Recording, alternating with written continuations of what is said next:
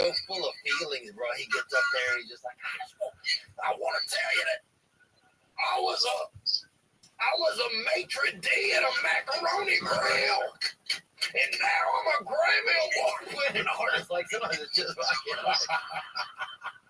bro, if they even like at a like I feel like even at Chipotle, if they just call his name to come get his order, he goes out there, he picks it up. He's like, I want to let every illegal alien in this motherfucker know in 40 days. And with only 90 singing lessons, you can win a fucking American Music Award.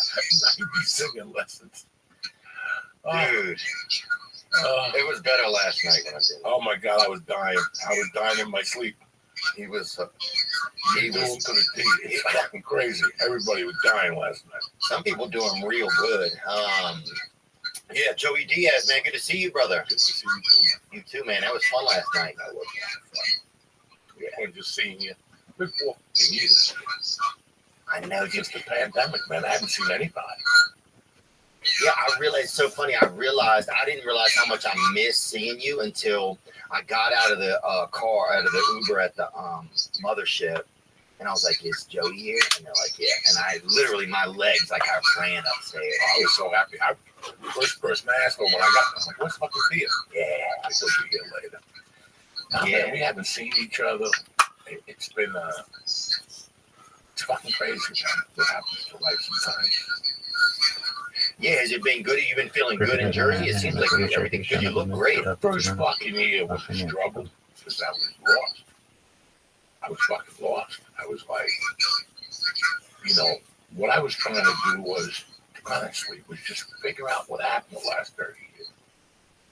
After when the pandemic hit, we were all gung-ho.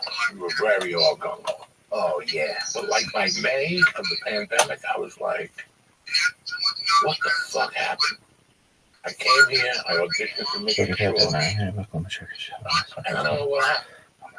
Like, here we are. Yeah. Movies, talking to this guy, talking to that guy. The store at the end, before the pandemic, there was something that you'll never ever see again. I still remember I would do spots and then go to the kitchen. After my spot, I'd sit for a minute and look out into the bar area and stuff. And it would be like celebrities, MMA people, the Clippers. It was something every night. It was just too overwhelming. Yeah. Every time you left the store on Tuesdays or Thursdays, you got in your car and you had to fucking drive 30 minutes just to decompress. Yeah. Dr. Dre was hanging out at night before the fucking thing. He was coming into the store every night. It was just a scene that was, hard to believe. We had our own fucking thing. Kennison, Dice, those guys had their thing, and we had our thing. It's really true. I didn't realize it either until I went back, I've gone back over the past 2 years, and it's like, it's not even the same thing anymore. It was like a lightning striking when everybody was there, dude. The lineup sometimes, like on a Tuesday night, I still have them. I saved everything. I would clip a lineup. I would take a picture of it or something and go, yeah, this is where you were with these guys. I want to see somebody try to take something away from you. Like, you know what I'm saying? Like, people go, you didn't do it. Listen, bitch. Yeah. And these lineups in 2019. What about the lineups? Well, 2009, I wasn't there. But in 99, I was there. And I remember looking at those lineups, and they weren't good, but you had fucking animals, like 3 of them there on the lineup. It wasn't like 9 motherfuckers coming at you. From Ali Wong to you to Dalia. It was a cavalcade every Tuesday and Thursday. And everybody got along. Whitney, Bert, just Joe, Segura, fucking Tripoli, Brennan, Eddie Bravo, Owen Smith. It was fucking crazy what was down there. It was crazy. Bro, they had MMA fighters that weren't even comedians fucking doing 20 minutes. It was fucking crazy. Eddie Bravo was doing like 40 fucking minutes, bro.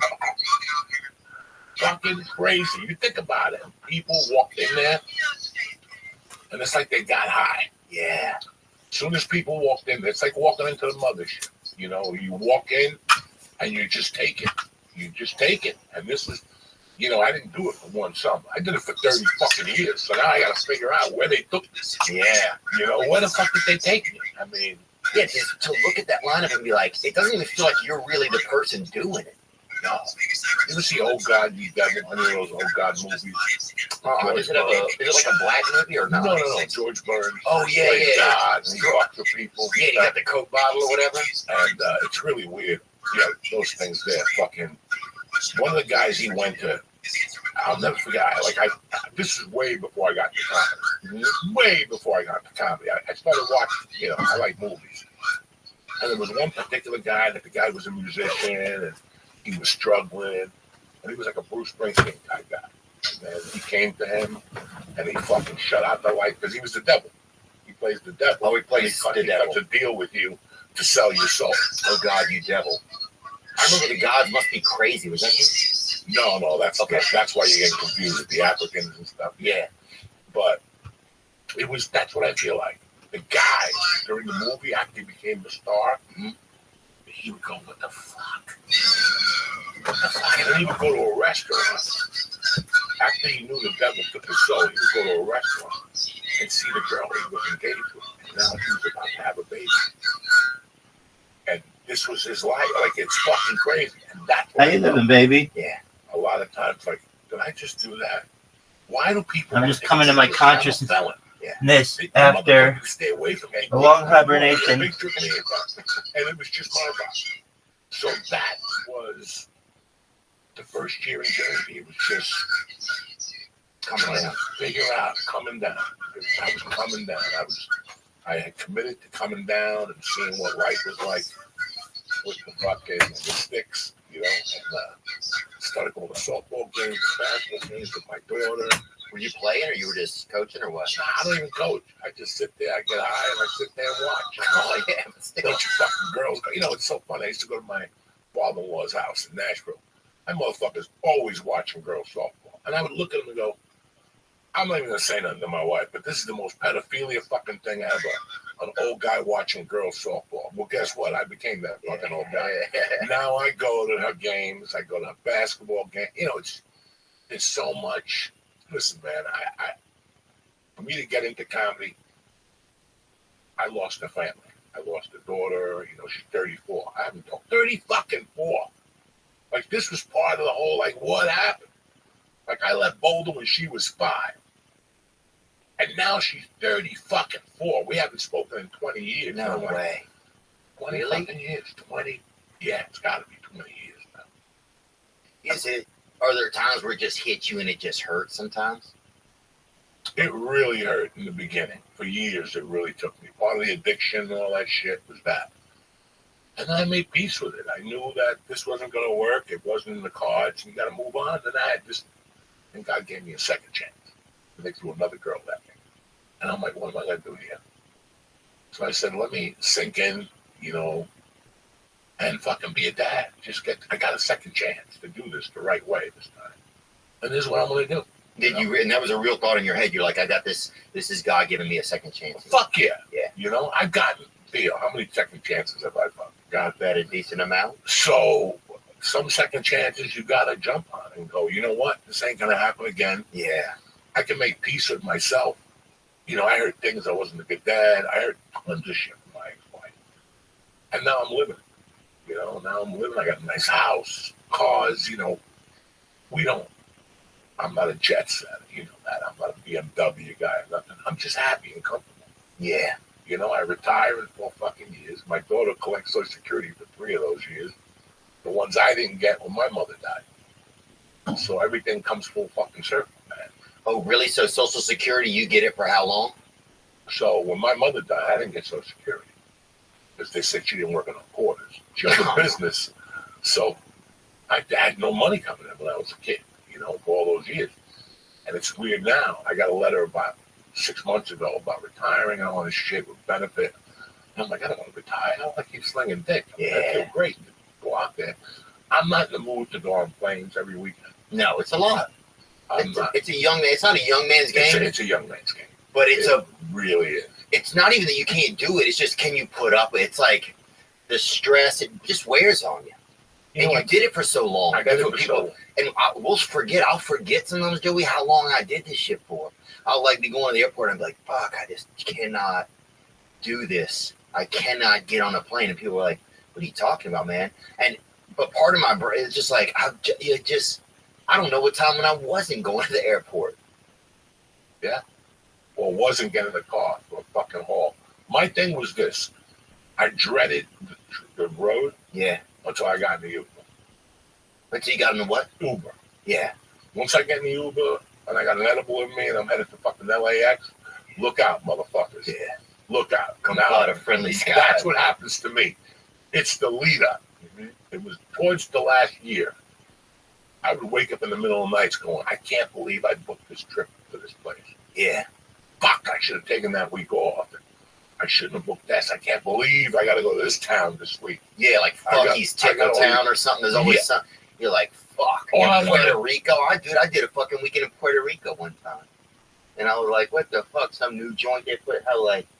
I never should have went. 9 people fucking showed up to a couple gay dudes over there, bro. I think it was like a sex laundering or whatever, but I didn't do anything. But I went and, I tried to do my best comedy, but just fucking unreal, bro. Now, we've been doing this for a long time. Some of the shit. It's like I just went back to Jersey and I was like, to top it off, I haven't lived in Jersey in 40 years. You got a driveway over there? Yeah. Driveway, fucking backyard. I got raccoons. Yeah. I got a raccoon that will not leave me the fuck alone. Really? And he's become like friends. He's like a buddy now. Like he just comes, he tries. I put 2 bricks in the garbage. He looks at me at night like, motherfucker, you got me again. Then he leaves. I put a piece of nicotine gum in that motherfucker. I didn't see him for a week. That motherfucker was running up and down fucking my street with nicotine in him. But, I live in a great neighborhood. It's quiet. I live around the corner from Jimmy Florentine. Oh, yeah. He's an awesome guy. Awesome guy. But, that's a week down. You go down there, you're like, whoa. I got to learn how to fucking navigate this shit. Go down where, to his house? No, to my house. Like when I moved down to this place. Oh, it's quiet. I'm an hour out of New York City. I'm an hour 15 out of New York City. I'm an hour where I was raised from. North Bergen, right across the city. Mm-hmm. Where James J. Braddock is from? Yeah. No way. Yeah. I used to shovel his driveway. You're lying. When we were kids. Nuh-uh. Yeah, and his son was a fucking cop. And yeah, that's the park there, J.J. Braddock Park. They just put a beautiful statue up there. That neighborhood was rocking. When we were kids, not only did he live in town, J.J. Braddock, but fucking the other guy, Jethro's father. Jethro Tull? No, Jethro from the Beverly Hillbillies. That dude had a father? Yeah. Bro, anybody could have made that, dude. Jethro was a bad motherfucker. Wow. So, dude, yeah. You saw James J. Braddock when you were a kid? Yeah, like 10, 12. We would go to Hudson County Park, and one day somebody said, go up there. He would just give you like $10 to shovel in front of his house, like fucking when it snowed. So I only went up there like once or twice. It was way out of my neighborhood. He probably didn't know it was snow. He probably was a snow globe. He got hit so many times. That dude was fucking tough, bro. Oh, that dude's tough. I saw some tapes of him. That dude was Irish, fucking longshoreman. He was fucking, he'll fight you with one fucking hand, those guys. Yeah. Yeah, right there, James J. Braddock Park. Right Damn, dude, that's one of my favorite movies, dude. I've probably watched that movie maybe 12 times. I love that movie. When I saw that, I was crying up a storm. The funny thing was, I got in trouble for that movie. Listen to this. I'm at the longest yard premiere. Mm-hmm. I'm at the longest fucking yard premiere. But you're in, so that it's right. It's so I walk into my seats, I sit down, and the last seat is open. Sitting there with my wife, we're talking about shit, and all of a sudden, right before the movie starts, fucking Cameron Crowe sits next to me. And on his sleeve, he's got North Bergen. You see the jacket he made with Braddock when he was shooting that movie? Mm-hmm. I mean, that's a fucking great jacket. He sat next to me, man. And I'm like, oh, what the fuck is Gladiator doing next to me? I didn't say nothing. Cameron Crowe, so that's the guy that made Gladiator? Russell Crowe. I'm sorry. Russell Crowe. Russell Crowe. It's Russell Crowe sitting next to me. The guy who played J.J. Brown. Yeah. You know? Oh, really? And he had the jacket on. Nuh-uh. And as the movie ended, I couldn't take it no more. The Longest Yard fucking ended. Everybody's clapping. The producers in The Longest Yard are sitting in front of me. And I turned to fucking Russell. And I go, yo, that's the fucking movie of the year right there. And he looked at me. And the producers looked at me. I'm supposed to be pushing The Longest Yard. But I'm telling him this is the fucking movie of the year. Cinderella Man. And he started laughing his ass off. You're from North Bergen. We started giggling. And then, because my friends told me when he was shooting the movie, they would see him at different delis. He was doing different delis around fucking town. Just checking them out. Checking them out. Whatever. Wow. Promos, stuff like that. I love that movie, man. I love that movie. And that's one of the reasons I've like this. I mean, Dustin is fighting in Jersey coming up. And then Islam, yep, in 2 weeks. Yeah, that's a great fight. Yeah, and so part of me is like, I'm all like tying it in my head. I'm like, dude, when he told me that, I was like, dude, it's like James J. Braddock, bro. It's like Cinderella Man. When are you coming up? I'm going to come up the day before. Friday? Yeah, I got a show Friday. Where? At Beacon. Well, maybe before the show, I'll take you to J.J. Braddock Park. No way. Yeah. Fucking, we'll go to the park, we eat. Over there, they got good fucking food. Yeah. Yeah, I would love to, dude. They got a fucking place called Tapas right down the block from there. An Italian place. That's tremendous. Spaghetti with little meatballs. Anywhere you go. Then if not, we go up to Rudy's. Forget about it. Everything's good. Oh. Yeah. It's funny, where I live, there's great food. I mean, fucking, like Rogan down there, his head almost blew up. They got everything. And it's so weird. Like, you leave, they go, when I take Leo all the time, he loses his fucking mind. Who's Leo? Lee. I Oh, take Lee. When he Lisa, comes yeah. down, yeah, when he comes Oh, down, I yeah, take him to brother. different places. That little fucking walkie-talkie. I saw him the other night, dude. He was fucking, dude, that walkie-talkie. That little fucking gumball machine, That brother. That dude motherfucker is killing me, dog. the fucking Jewish Christmas present. That little Oh my fucking. God. And he's doing comedy. And he's doing great with it. Yeah, he's been doing it, I think, almost 5 years now. Yeah. He goes on the road. He's opening up for people. Does he close yet? I know he's opening up for Yeah, people. he opens up Rogan, a couple on that road. Yeah. Josh Wolf. Yeah, Josh Wolf. Yeah, that's when I saw him, Josh Wolf, and Jacob Wolf the other day at a clothing store. But then, yeah, me and Lee went up to the mothership one night. Yeah, he was excited, dude. I'll never forget that time to fight. I think it might have been the first time I came on you guys' podcast, and in the beginning there was something in the headphones. It was like, Lee, I'm hearing like a sound in the headphones. He's like, I'm trying to fix it. So he's over there. I think he was like looking on his phone, trying to figure out the whole board is in front of him, whatever. Fast forward 2 hours, dude. I think we did some mushrooms or something. Lee is unconscious or semi-unconscious. I don't want to say he was unconscious, but he wasn't associated with you and me, and we were the only people in the room. So he's over there, and he's like, and I hear this sound in the headphones again, and it's like, yeah. This time it was him making like a wheezy. He had like some HVAC issues going on or something. That motherfucker. That was the thing that really killed me. I gotta be honest. Like, you ever hit a popcorn bag that's been fucking good, that's cooked to the max, bro? Oh yeah. That's what he sounded like. Yeah, just when that first like kind of. Well, what killed you? Sorry, I interrupted you. No. You know what fucking killed me, man? Those 8 years of that podcast with Lee. That was rough. Like, I didn't know how rough it was till I stopped doing it. Like, what do you mean keeping up every week by having a party every week? You mean? Yeah, fucking what party? It was a nonstop party. Yeah. Oh, y'all were Neil Armstrong and that other guy who fights people. We were fucking Buzz Aldrin. We were doing 2,000 milligrams, mushrooms, Vikings, whatever people dropped in that office. Fucking what's the therapy people do? Oh, ketamine therapy? Ketamine. Oh, yeah. We were doing ketamine in there. Y'all put Owen Benjamin into the woods. You guys fucking put that dude in a blender. There was a couple people that wanted to blend. Including myself. Dude, yeah. Fuck, I put myself in a blender. I was mixed goods for fucking a year after that. When I got home, when I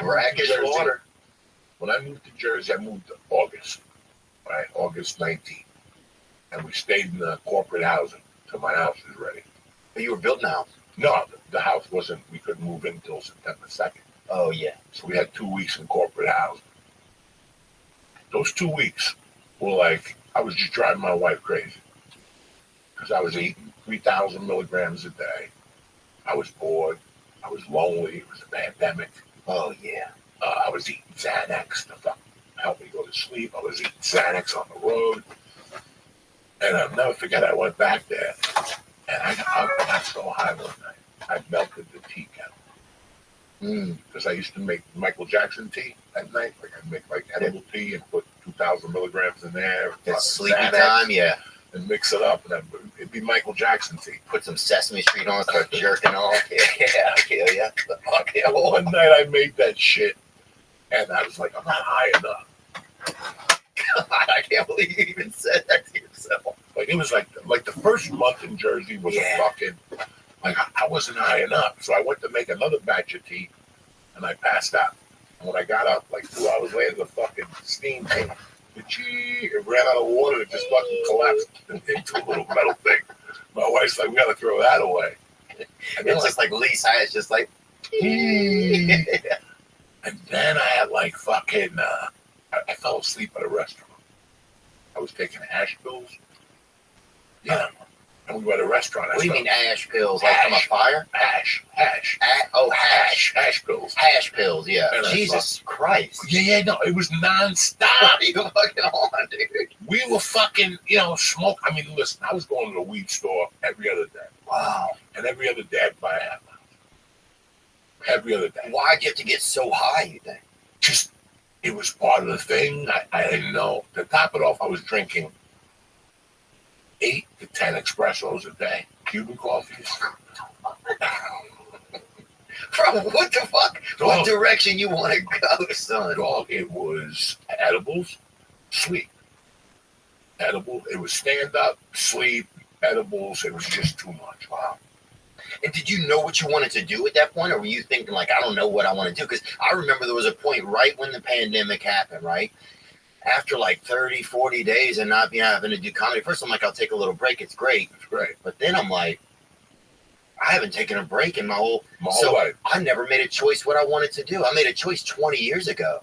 And now I'm just still doing that choice. I don't even know what I want to be doing. So there was a time where I was like, I don't even know what's going on, I remember that. And then, for a little bit, I didn't know. Thankfully, I kept podcasting, but... Yeah, during the pandemic, that's what saved me.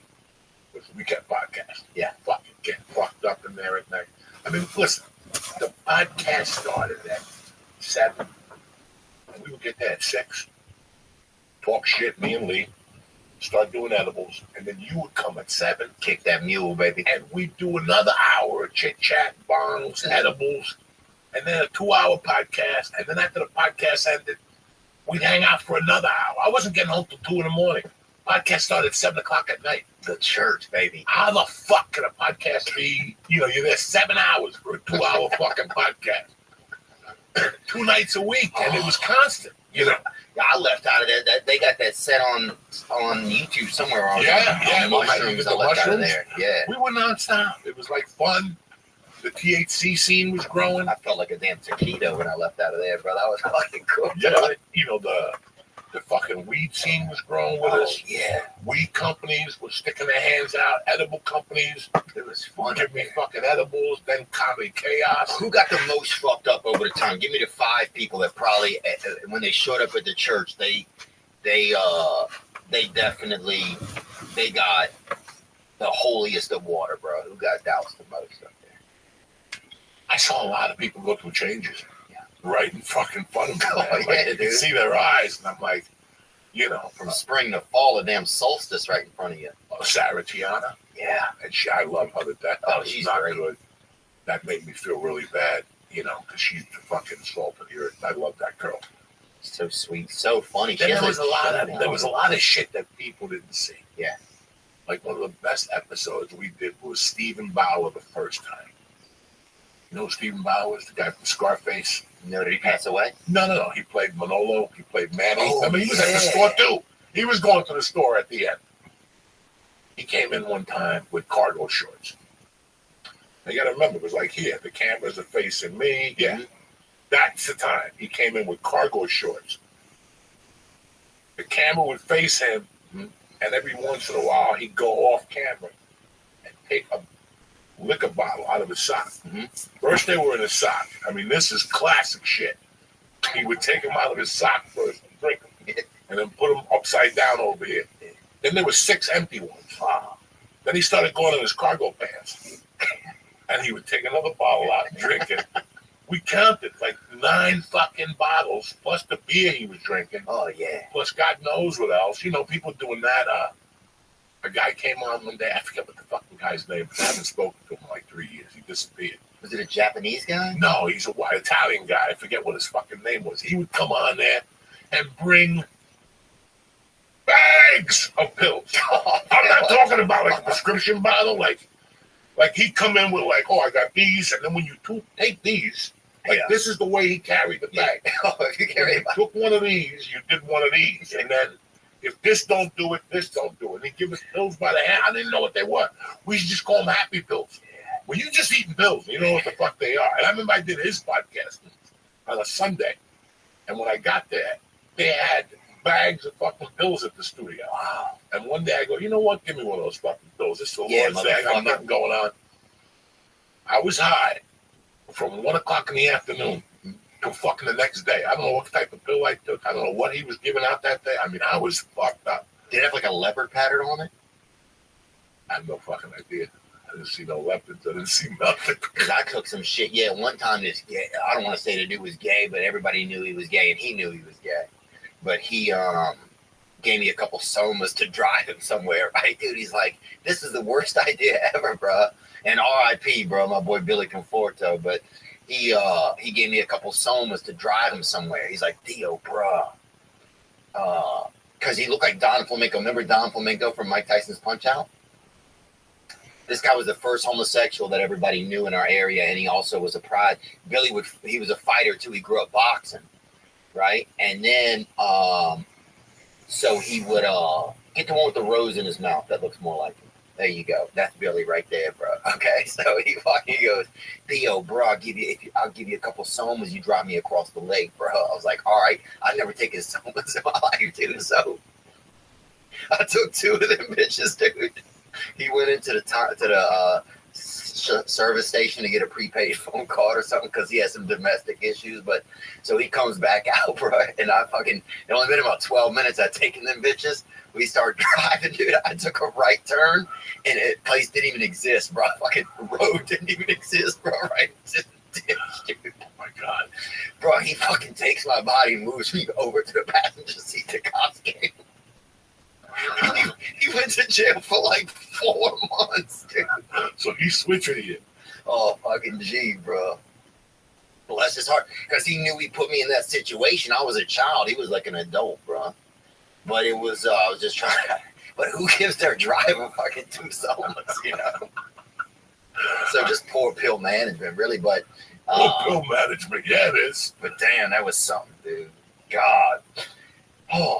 When I think of some of the times, dude, it scares you. Yeah, when I think of the times that I drove fucked up, Joey. When I would put both of my feet on the pedals, right? Because I was too nervous to let one of my feet make all the decisions, right?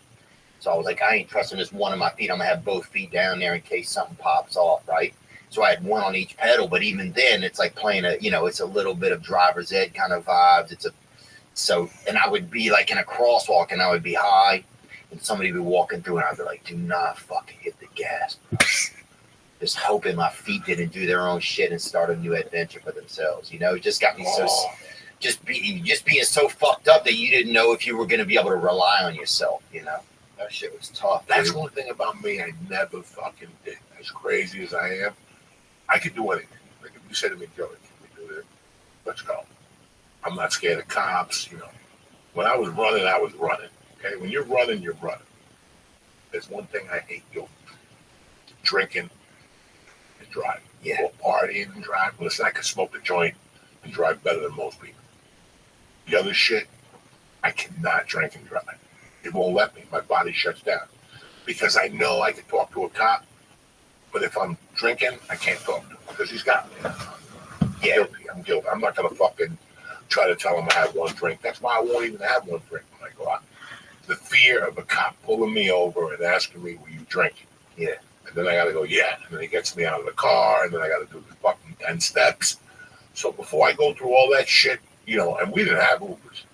I didn't have an Uber. Now, fucking great to get high. Yeah, you can do whatever the fuck you want now. Yeah, people don't understand what that was like, not having an Uber. Shit. You had to get high. Say if you wanted a legal place, you had to fucking walk off. Walk or fucking run or fucking go through the weeds or some shit. My thing was, I'm still very grateful that in all those years, nothing happened bad on the road. And, bro, I was in situations where, a lot of shit could have happened drug-wise. One time in Beaumont, when I think of nights that I could have died, it's Beaumont. Beaumont for reals. I fucking OD'd on Valium. Really? You can OD on the Sunset. There's a beautiful area. I couldn't talk for 3 days. I had to go to a hotel room. My face was dragging. It's like I had palsy face. Yeah. Couldn't go home. Couldn't get on a plane. I blew my whole check in a hotel in Houston, fucking coming down, hiding from people. Drinking Gatorades, bro. Yeah. It's so many things could have happened. Yeah. All those weeks in Miami doing drugs. Houston.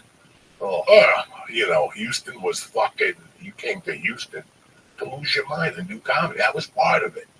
This episode is brought to you by Prize Picks. That's right. If you love firing on sports, baby, Prize Picks is the best daily fantasy sports app for you. What I like about Prize Picks is that instead of choosing teams, you choose individual players. Each player has a set projection, and you choose more or less than that set projection.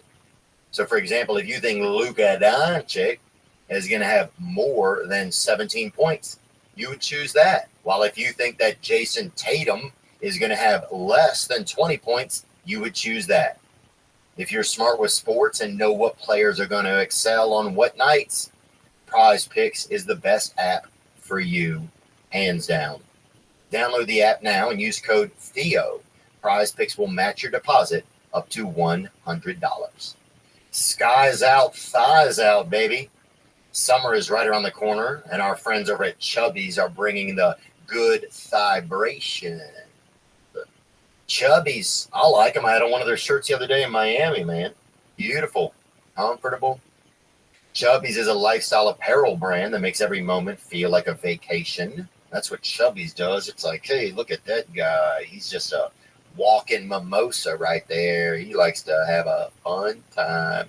For a limited time, Chubby's is giving our listeners 20% off your order with our exclusive code. Use code Theo at chubbysshorts.com. You can experience unmatched comfort and style with the Chubby's iconic original stretch shorts. I just got a pair, looking ready to put my dang butt in them. For a limited time, Chubby's is giving our viewers 20% off your order with our code Theo at chubbysshorts.com. That's code THEO at chubbysshorts.com. Support our show and tell them we sent you. Don't blend in with the crowd. Stand out with Chubby's. That's a fucking, I had a friend, no, well, he wasn't a friend. When I was like 24, there was an old guy that hung out at one of the bars. Oh, yeah. He would just drink and then throw punches in the air. Who the fuck? Who's grandpa? Yo, Grandma, you're a dirty fucking Jew. All right, guys. You know the whole fucking thing. Yeah, I'll fucking kick your ass. Little jazz. I wanted to ask the bartender, what's up with this fucking guy? Bro, this looks like fucking you. It's not what people have to say.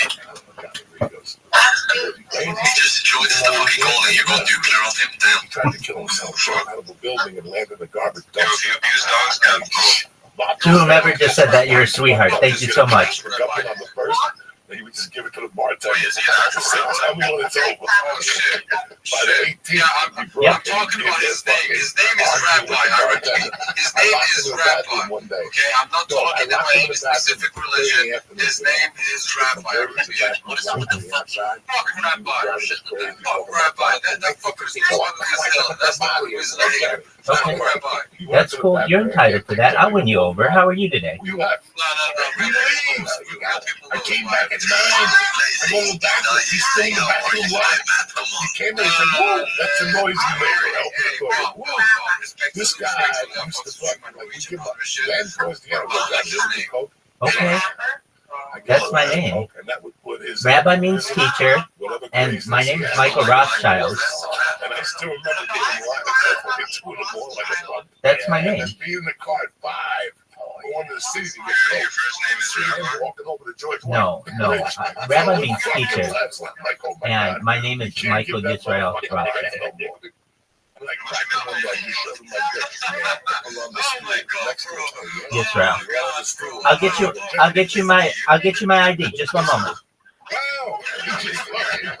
He just watched the basketball game. Wow! He just had a fucking Italian homie Johnny. I've been asking about it.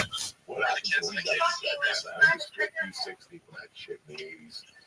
Dude, I remember we had this dude, Mr. Dennis, and everybody just called him Danny, right? This guy in the neighborhood, he kind of like, he was just like an adult, right? But he had this son named Rocky, who was his son, right? And so, Rocky was like, I don't know if something was wrong with him, but something was pretty much you're crazy, dog. with him, right? Like, he just Crazy. Yes, you couldn't really rely on him. Like, if you told him something, it didn't matter because he didn't really know like, what was going on. Like, so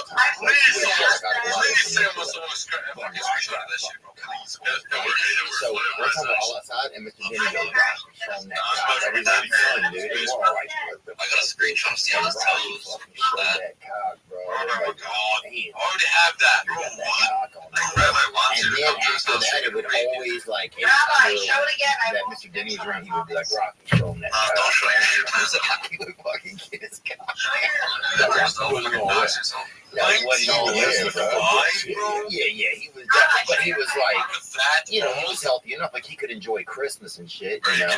It wasn't like he was like, you know, like you got to keep him in the back. I'm a woman, according to the state of California. He was a cool guy. Like, you could play games with him and shit. Like, it wasn't like he Yeah, was like. I've been non-binary according to the state of California, and I'm currently a woman. But the dad would be like, Rocky, show him that dick.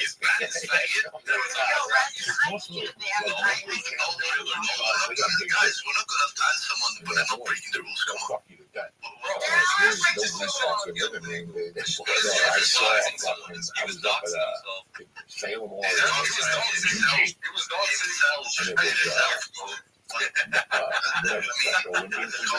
at Salem, It was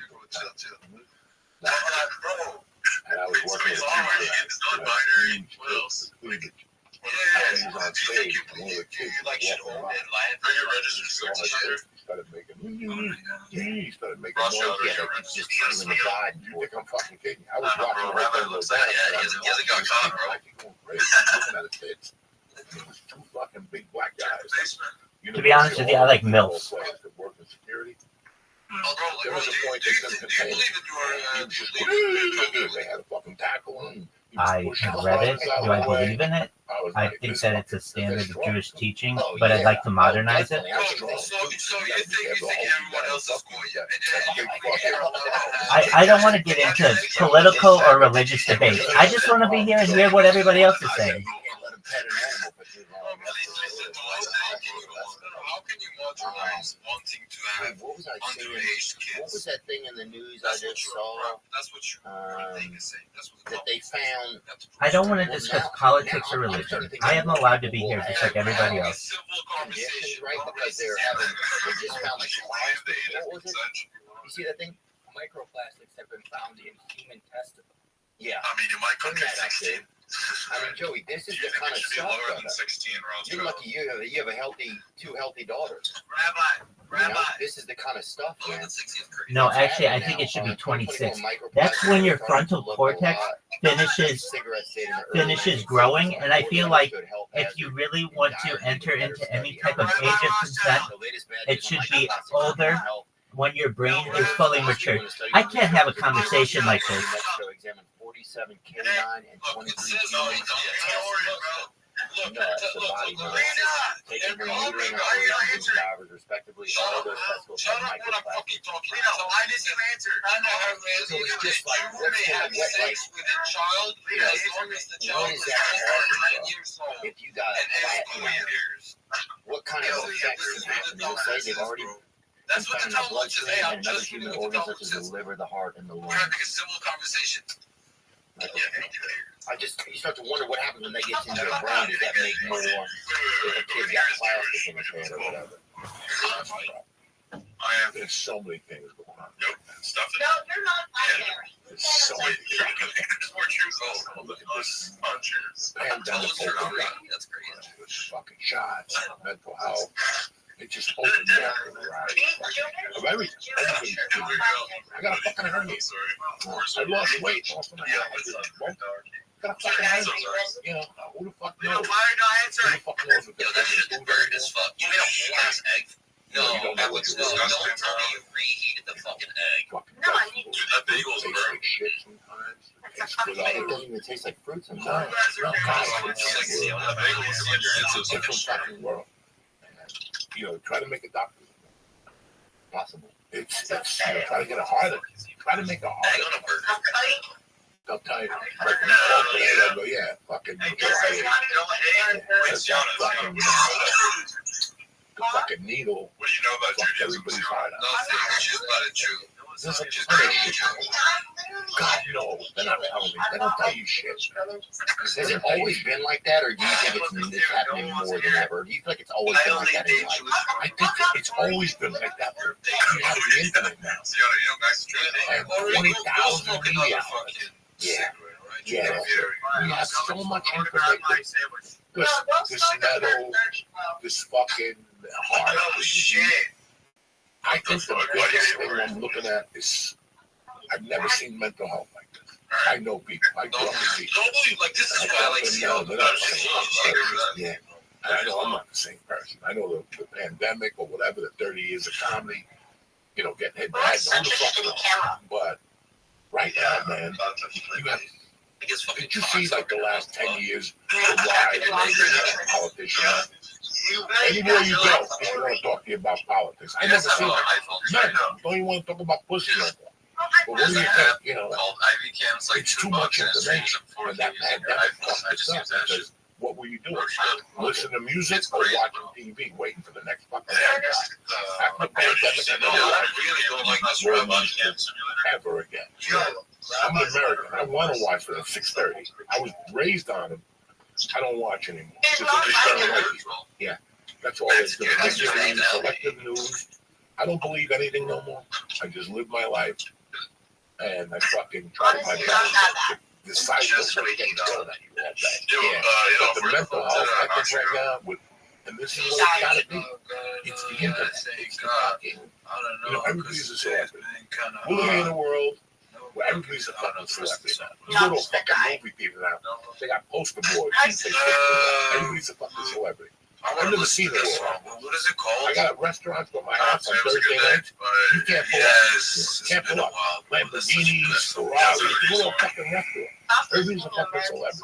The other half will fighting for our Shut the fucking life. fuck up, bro. And then they keep putting this shit out. And I love you. I love Every Jews. day, I love you Jews. get the news on it in the afternoon or whatever. Yeah, I'm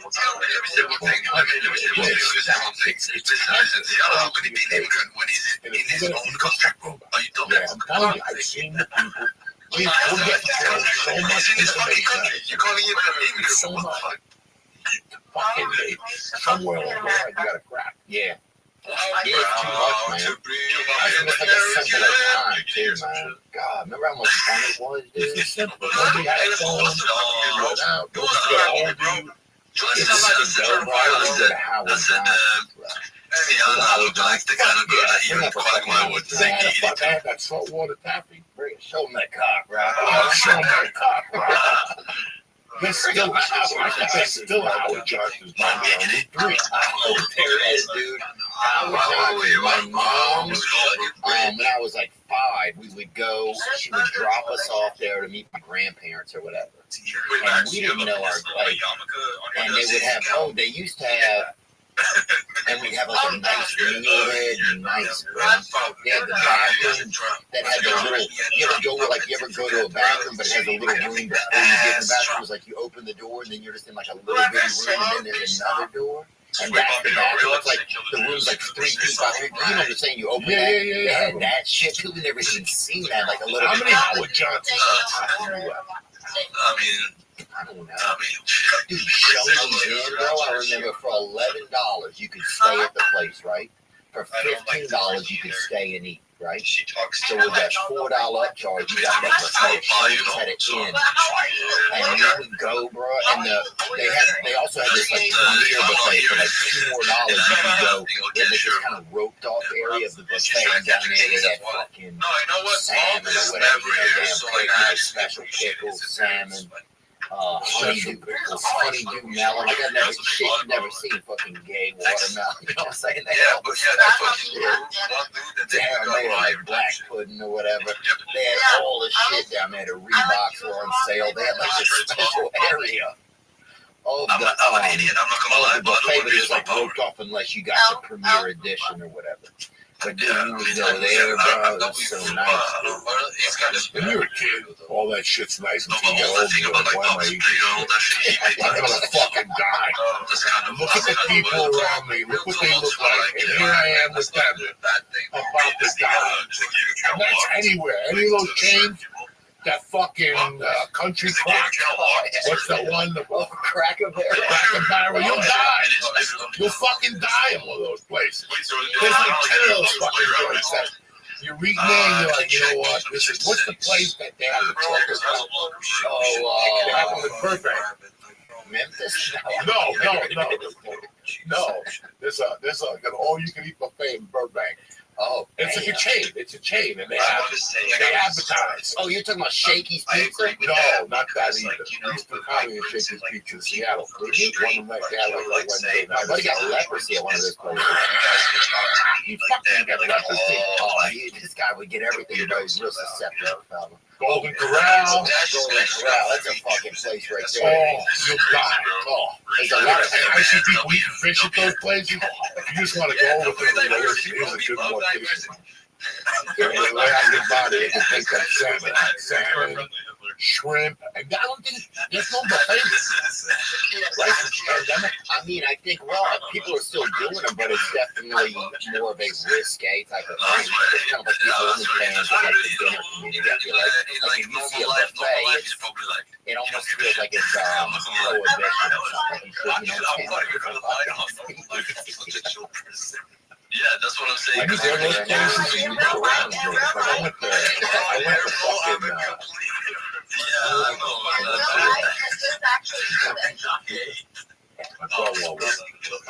family. It's my niece's birthday. I love it. But I can't go to Paducah because they take me to this restaurant and they put cheddar cheese on everything. On cereal, I mean, whatever you order, they put a handful of communist cheddar cheese. It's worse than the one the government sent us. Yeah. And I'm eating the one night with my wife because my wife brought it home to me the one night. Someone said she's like, I'm going to go over here and eat. You can stay there and I'll just bring you a thing. And I eat a steak. Just a piece of meat, wasn't that? Next night I went, Hey, yo, stop the train. They're so good. These people. Everybody's ankles. They all had a diabetic foot. Everybody. It's like going to a Yankee game. I went to a Yankee game 2 years ago. I was sitting next to a lady. Her foot was perfect. And what this bitch do, she put like a blue tattoo on it. Diabetic foot. I'm like, what's this?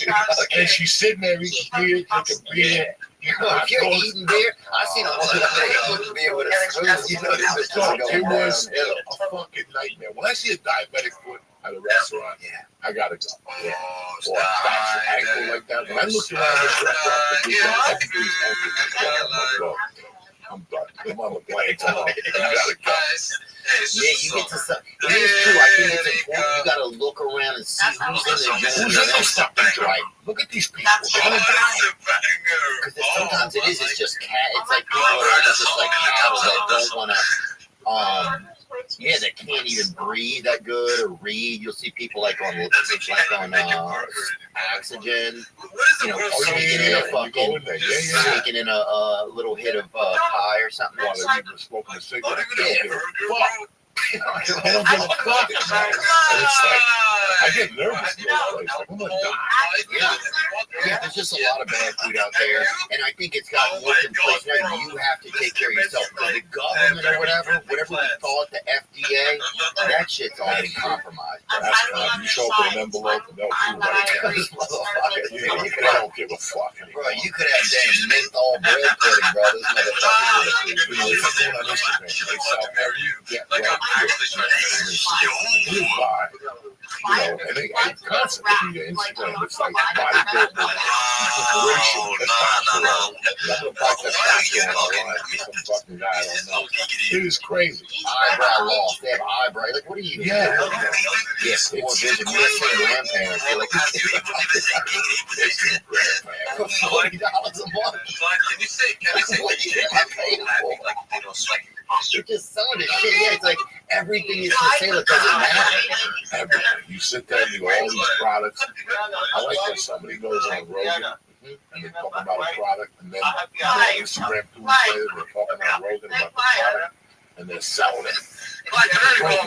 It's like, guys. Like using the clips, you mean? Yeah, like that. It's just so. It's dirty. Yeah, it's just changed a lot. We've just gotten to where everything is advertised. Wait, Max, so you have Melissa, but You know, you did everything is for sale. I mean, if you look at it, even with like a lot of young men aren't having sex anymore. A lot of women are selling their bodies on OnlyFans. It's like there's nobody holding anything. You know, it used to be you had to go at least tickle somebody to get some pussy. You know, it was A like, little bar, talk to them. They come out the door, at least lie to them. work the angle. You know what I'm saying? There's always an angle. I don't know. I'm still recovering from my boyfriend. Let's just talk about it. There's always fucking something. Look at this guy so much. But it's just different, man. Listen, man. We forgot. It's got a menacing stare, man. Things are getting right away from us. I like it. You know, I was really opposed to Better watch out, Sienna. I ain't gonna bring I out that. remember that. That's why I even called you yesterday. Can you watch that video I sent now on I'll general? do it. But I didn't like Why did you it say takes that? away our connection. I want to hear your voice. You Yeah, tell me whatever you I'm want. messaging your mom. Yo, how you doing? I'm doing great. Yo, how you doing?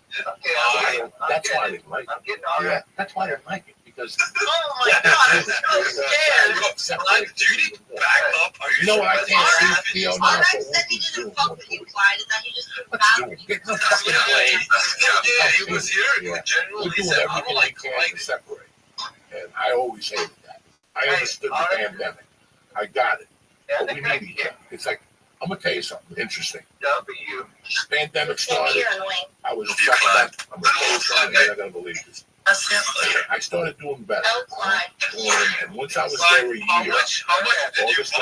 How 19th, much alcohol did you buy? 2021, I was a little better. I was still withdrawing from the Xanax. I gotta get Having Clyde some a fucking issues, but I I did feel bad something for that all shit. before I did the knee operation, because I went back. It's his own thing, but My like, knee went to shit. oh man, I so used to that feel bad was before, like so I 2 always weeks later, feel bad. because I was going to cryo every day. It's not bad, he's Now, returning. but once I landed here, Oh. the pandemic, there was no more Yeah, so why you being- why you There was being nothing. mean to So my knee went to I'm shit. still, no, I'm still recovering, so it's I good. went down to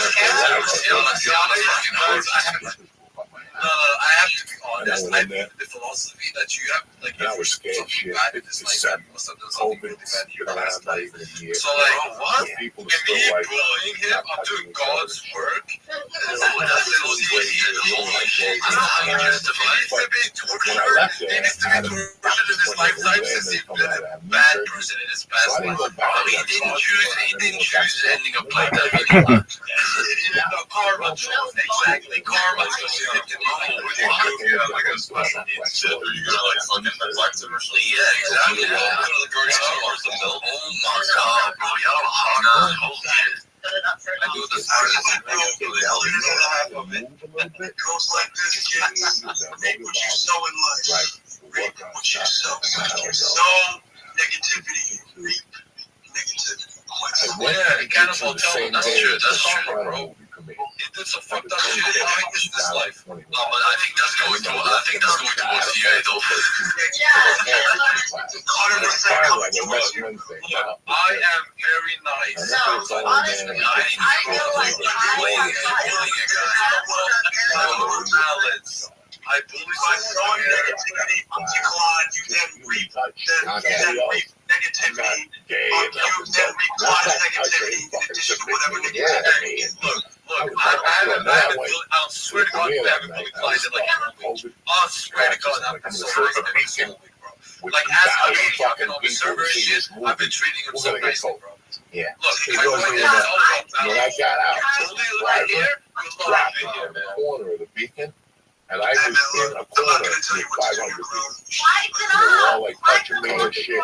And I remember walking out that circle going, if I don't get COVID now, I'll never get it. Yeah, bro. Look, I agree at the same Went to the movie theater, didn't even go to the premiere party. I just saw the movie with my family and some And friends. he's not too retarded to know his party. But going He to that literally jujitsu said if I class didn't date him, he'd and the kill classes himself. after that, like I'm That's crazy. Like, he was actually jerking it on the seat. Yes. Yeah. No, I'm pretty sure. Yeah, we were all there. He didn't show it, but I need to talk. hey, yo, bro, I think I've seen him before. Yeah, isolation is true. Isolation, it feels like it's what you want to do for yourself to make things easier, more comfortable. And that is one of the biggest traps, you know. I noticed it for myself a lot of times. It's like I'll even the other day I had some friends that went out on the boat here in Lake Austin. Like, I'd rather just chill, work on my comedy. You know, I'm in town. I'm in Austin specifically to work on stage and stuff. And so, I was like, you know, I should go because I always choose the let me stay and work on something. Let me stay and be by myself. I always choose that. And then I find myself, well, then you're always by yourself. You know what I'm saying? You get stuck with by yourself thoughts, by yourself bullshit.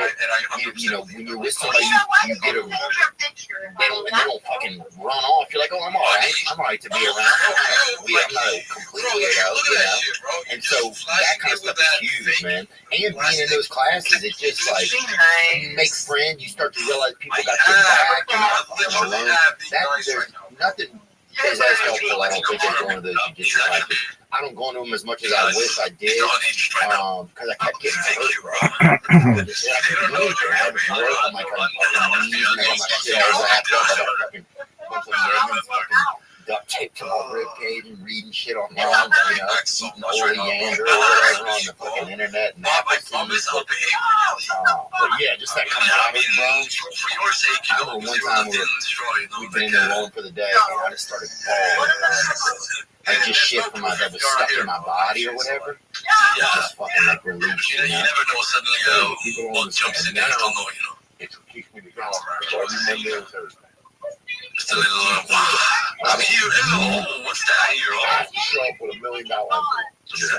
Yeah, like I made that decision in 6 months.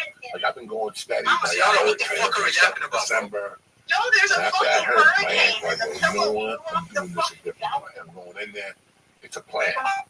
2 days, I lift, I have to I go go run and jiu-jitsu, get the I pillow. lift, I go jiu-jitsu, I ride the bike, and I'm done for fucking, it's what I do. Like, I don't give a fuck what I'm really sorry. I go to jiu-jitsu because if you don't go on Monday, then you're behind a week. Then you're not going to go on Tuesday. Tuesday, you're going to go on audition. Then Wednesday, your kid's sick. Yo, pump the clutch, what's up, bro? I've been acting real good. She's sick. My wife's got to do shit. I got to cover. And that's why I always get my so you always get at least that one. Oh, yeah. If you want to take Thursday from me, something else will happen. But that's whenever you're fucking Hey, around, hey, hey, I'll be like a million miles away and I'll sense it. it gives you a different set of friends. And it gives you a set of friends that, you know, we're all trying to get help. One guy's shoulder, one guy's great. I'm pretty don't have a club. I go in there, fucking shit. I go in there, burn 500 calories. Oh my God. It says here that there's no So activity these are the things I'm doing now. Oh my God. I even Let me go enjoyed downstairs. I need to jiu-jitsu get when I this was guy. doing Animal, you comedy. sound exactly like Napoleon. Because it got you away from the agents, managers. You want to Everybody's talking go do about some the same jiu-jitsu shit in my all the garage? time. Yeah, some secret gay dudes too out there in Hollywood, bro. Jesus Christ. I remember the first time I ever, some guy, you know, I didn't even just got into town, I don't know what was going on. And some guy tried to kiss me outside of the park or whatever. And then I remember another time a dude, an agent or whatever, gave me a ride to some place, introduced me to like Cuba Gooding Jr. or whatever, and then tried to feel on my leg when he was giving me a ride home, dude. And I didn't know what the fuck was going on. Dude, I was like, if I wasn't a little brave, I would have been gay. You know, that's, you know, Rocky got that. Rocky on the top. That's just good. It's like Rocky out here. It's a ballet with you. One of those guys going to hit like this on the top. Boom, there you go. You want to roll here? I got a copy of suck this stick of love over here. This episode is sponsored by Blue Chew. That's right. Let's talk about sex, fellas. Okay, remember the days when you were ready to go, buddy. Now you can increase your performance and get extra confidence in bed. Listen up, BlueChew.com. Blue Chew is a unique online service that delivers the same active ingredients as Viagra, Cialis, and Levitra, but in chewable tablets, and at a fraction of the cost that you can get going, boy. Get you one, smack it down, you ready? Does it work? Yup, that's it. You don't think you need it? Maybe you don't, but you can try it for a month and see if you want. I love it. They're always saying first impressions are important. Rock that blue cheesy, baby. If your Blue Chew wants to help you have better sex, discover your options at BlueChew.com. Chew it and do it. And we've got a special deal for our listeners. Try Blue Chew free. We'll use our promo code Theo at checkout. Just pay $5 shipping. That's BlueChew.com, promo code Theo. To receive your first month free, visit BlueChew.com for more details and important safety information. And we thank Blue Chew for sponsoring the podcast. You know, if you're selling something online, it can get very tedious. You can get caught up in the minutia of figuring out, well, how much product do I need to hold, and the addresses that I need to send it to, and how do I get the mailing labels, and it can be unending. You can spend more time figuring out how to do your business than actually doing your business. ShipStation makes it easier. They're the multi-carrier shipping solution that integrates wherever you sell online and streamlines your workflow so your business can grow. That's right. They have an easy-to-use dashboard that makes managing orders, smooth label printing, reporting, and customer service easy. You can scale your business and reduce warehouse costs with ShipStation's reliable enterprise solutions. And you can save on thousands of shipping costs. That's what I've enjoyed the most. With discounts up to 89% on UPS, DHL Express, and USPS rates. Work less and ship more with ShipStation, the innovative tool that helps turn your shipping challenges into opportunities for growth. Go to ShipStation.com and use code Theo to sign up for your free 60-day trial. That's ShipStation.com, code Theo. I'm going to tell you flat out that using the internet without ExpressVPN is like going into a public bathroom and just leaving the door wide open. Well, ExpressVPN creates a secure encrypted tunnel between your device and the internet, so your online activity can't be seen by anyone. It works on phones, laptops, even routers, so everyone who shares your Wi-Fi can be protected. I've certainly looked at stuff online that I'd like to keep between me and myself. Secure your online activity by visiting expressvpn.com/THEO today. That's expressvpn.com/THEO. expressvpn.com/Theo to get an extra 3 months for free. Yeah, bro.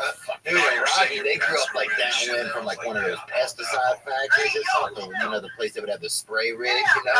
Dude, remember when the spray rig would come through your neighborhood and we'd fucking get on our bikes, bro? And Rocky in Louisiana, we sprayed that bitch fucking twice a week.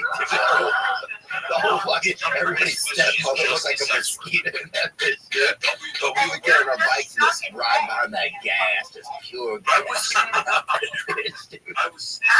Rocky and then Mr. Denny, they live downwind from one of those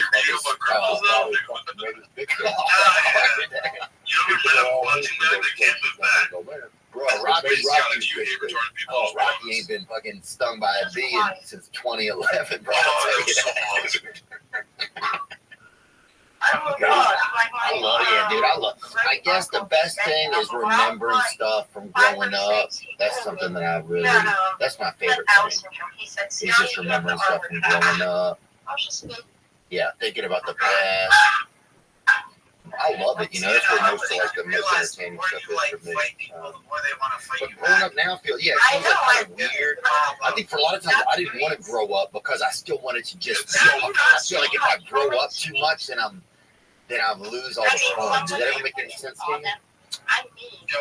You know, man, it's so weird how you look at your life. I haven't had fun. Fun. That's bullying back and forth in here is so much fun. Like that It's so old much. fashioned Like fun they have that the I restriction. enjoy. I can't be getting that shit. Laughing with your friends. Yeah. Sleeping on the floor. See, would you go for real? It's like I've been chasing. Yeah, The last 4 years, what happened? Summers when I was growing up, he just chased me. You know, it's funny. I look at like I've seen something about you fucked a while ago DeSantis. about a club. There was this club, VIP, and all this. And I looked at it and I'm like, all this is people Bro, chasing isn't it me. overdue that I get like some Yeah. new roles That's or all am I? this is. They've No, been chasing me outplayed a bit. since the 80s. You know, guys like you and I. Well, fine, like My childhood was really special. Someone said, It "Boom, was comical. yeah, can I get a Comical. When we think of our childhood, Yeah, we like come down. no other option. Because all Because the we're things just were the so funny. Stories, I was situations, Don't other storytellers that taught us how to tell a story. I think now, like, I was always going to be a comic. I just didn't know that. I didn't know that. Everything all goes into one circle. Everything that you live. I remember somebody told me one time that when you do a movie, okay, like, See, I know you're I did a crazy bunch of bitch. movies earlier, and nobody talked to me. And she Nobody didn't say she was gonna shoot her eyes. He goes, you gotta give a movie. I know that shit. Culture. Pretty You have to intense. give a movie That shit. years. And all of a sudden, I saw what he meant. You know, I like you One better day, than that. when the podcast and everything else started lifting us, started connecting I with like when he does that. Follow me at first. You Dog can't is so connect. cute. What the fuck? After I you hit a mean, little bit, people start following you and stuff. Your movie will connect. You know, like it's the weirdest thing. I don't even know if I'm explaining it. I don't know. I'm not understanding your Yeah, you got a concept that said, like, people do a movie. Yeah, I would eat it. Like, you do a movie with, like, who's the hottest Well, you star? got 2 dogs? How Gigi Hadid, I don't even know this fucking people. yeah, probably Bradley Cooper. Bradley Cooper. Yeah, You do a movie with Bradley Cooper. And the movie comes out, Bradley Cooper. Yeah, I like one somebody made it recently where they made a mental You don't think that you're getting as much. Oh, yeah, that was me. You ever see somebody do a movie and fucking they blow up? Tiffany Haddish did a movie. She's been working hard for 30 years. Did one movie. Blew the fuck out. Yeah, okay? I did 20 movies. Nobody ever fucking talked to me at all. They didn't talk to me until I fucking told the story about mugging a hookup and lighting a wood on fire. That changed my career. That was it. People start. You do a Disney show, nobody wants to see. Yeah, you don't keep nothing. But my point is that, let's say you did a movie with Bradley Cooper, you call me a year from now and go, what the fuck? When did she ask? All I these didn't hear her say motherfuckers anything about pasta. I got one commercial or something out of it, right? You know? No, so y'all guys be As you keep messaging growing, each your other. career keeps growing. You, More people will start going, let me watch that movie. Iris is Jack. I didn't know Theo was, oh shit, I gotta watch that again. No, it's just Now you're somebody to, and that's how that movie gets big and connected to all the other movies. Because nobody watches that shit. You know, like a parent. I mean, I remember going to see this. I think the longest ride. That's the only movie people come out and shake my hand, and at the end of the show, they would touch me. Because they go up and do Adam Sandler knock knock. Wait, so what? I'm up there fucking like Coke and fucking get my chips up. Yeah, With the Coke water. And people were like, fucking Norway. What? now you say one fucking joke about mugging a hooker and you're selling out fucking comedy clubs. You don't know what it's going to be, but the culture of it is what I'm talking about. How I got you. you might not think nobody saw you for years. It's like you can do 18 movies. And the movie you hate the most, I make you all hard. that guy's a fucking retard. I'm a national state wrestler. You're like, God damn it, I did 17 other ones. Yeah. I did 17 other movies, and that's the one you like, the one I fucking hated. And then you tell them the story, I just woke up late in the morning, and This is I the crazy part. I'm 175. He's at heavyweight. I deadlift 100 fucking pounds. He can't even squat. He's like dumbass. Yeah, I guess it's like, did you think that when podcasting started, it was going to be what it was? Did you have any real foresight on it? Did you get into it because you were like, oh, I don't know if, like, acting is going to be enough for me? Like, what was kind of your motivation to get into it? I know it's kind of an old question. I just don't know the answer to it. 2009. You know we call him in the hood, bro? When the EMTs get there, we call him a blood sponge because he can't even breathe. At that time, man, I'd done movies, I'd done TV shows, I'd heard on TV shows. Bro, I grew up in the Civil War in Albania. I'll fucking. And I was just always I would do spots, I would do my own shit. And then I was like, you know what, man? I got a call. No, for me, I'm not an angry guy, but whenever somebody's like, oh, bro, just fucking kill, and I check this shit, he's like, anger enthusiast, this, I'm like, shut your gay ass up. You don't gotta put it in. And a year before this, He's got roid rage. He's about to get full. somebody else. That guy Bro, I'm dead ass overhand as told me fucking. that right before he got Molly, whatever that fucking show was, Molly and Molly, Mark or whatever. I don't know. he What's was he like, gonna do? Put his ass on with they DJJ? just offered me these deals. So that's He thinks he's fucking Mike Mills got all the flexibility. 2,000, no air, no bad, no. And I'm like, you know, that happened to me. You know what? It's 2009. I got nothing going on. I'm gonna go to the Ford store and pee in a bottle. And go to Jack's. Yo, when he's off, check the general shit. And I said, well, but I'm like, I'm doing it for 20 years. I said, that's good. I'm not even happy with it. That's the biggest thing. Okay? And you're like, I'm good. I can do movies. I keep my insurance. I can always do a TV show. Except later. I don't know what the fuck's going on. But And how many more TV shows, really? no, but I got an audition. I got an audition. I need to go fuck yourself. I didn't get it. When you got one line, versus Steve Martin, and you don't get it, you're not doing well. Okay. So You still audition pretty good bit. Huh? You still audition a decent amount? if they have something, they'll call me and I'll put it on tape. Or lately, No, like, I've been doing that. I'm only like 2 minutes left in the second plate. If you like it, though, it's something you like, though. I like The thing is, once my dick gets hard when I get that call. My dick gets hard when I go in the room and there's other actors in there. They look at you like, what are you doing? You're like, really? Motherfucker? Yeah. And then they call you, but then when they call you for wardrobe, well, come on, guys. You come for wardrobe, and then you come back to this, and then park, and then we're going to do a table read on Tuesday. You're like, I'm 170. Quit jerking. He's on my God. Wasting people's time and money. so that's my shit. I love booking.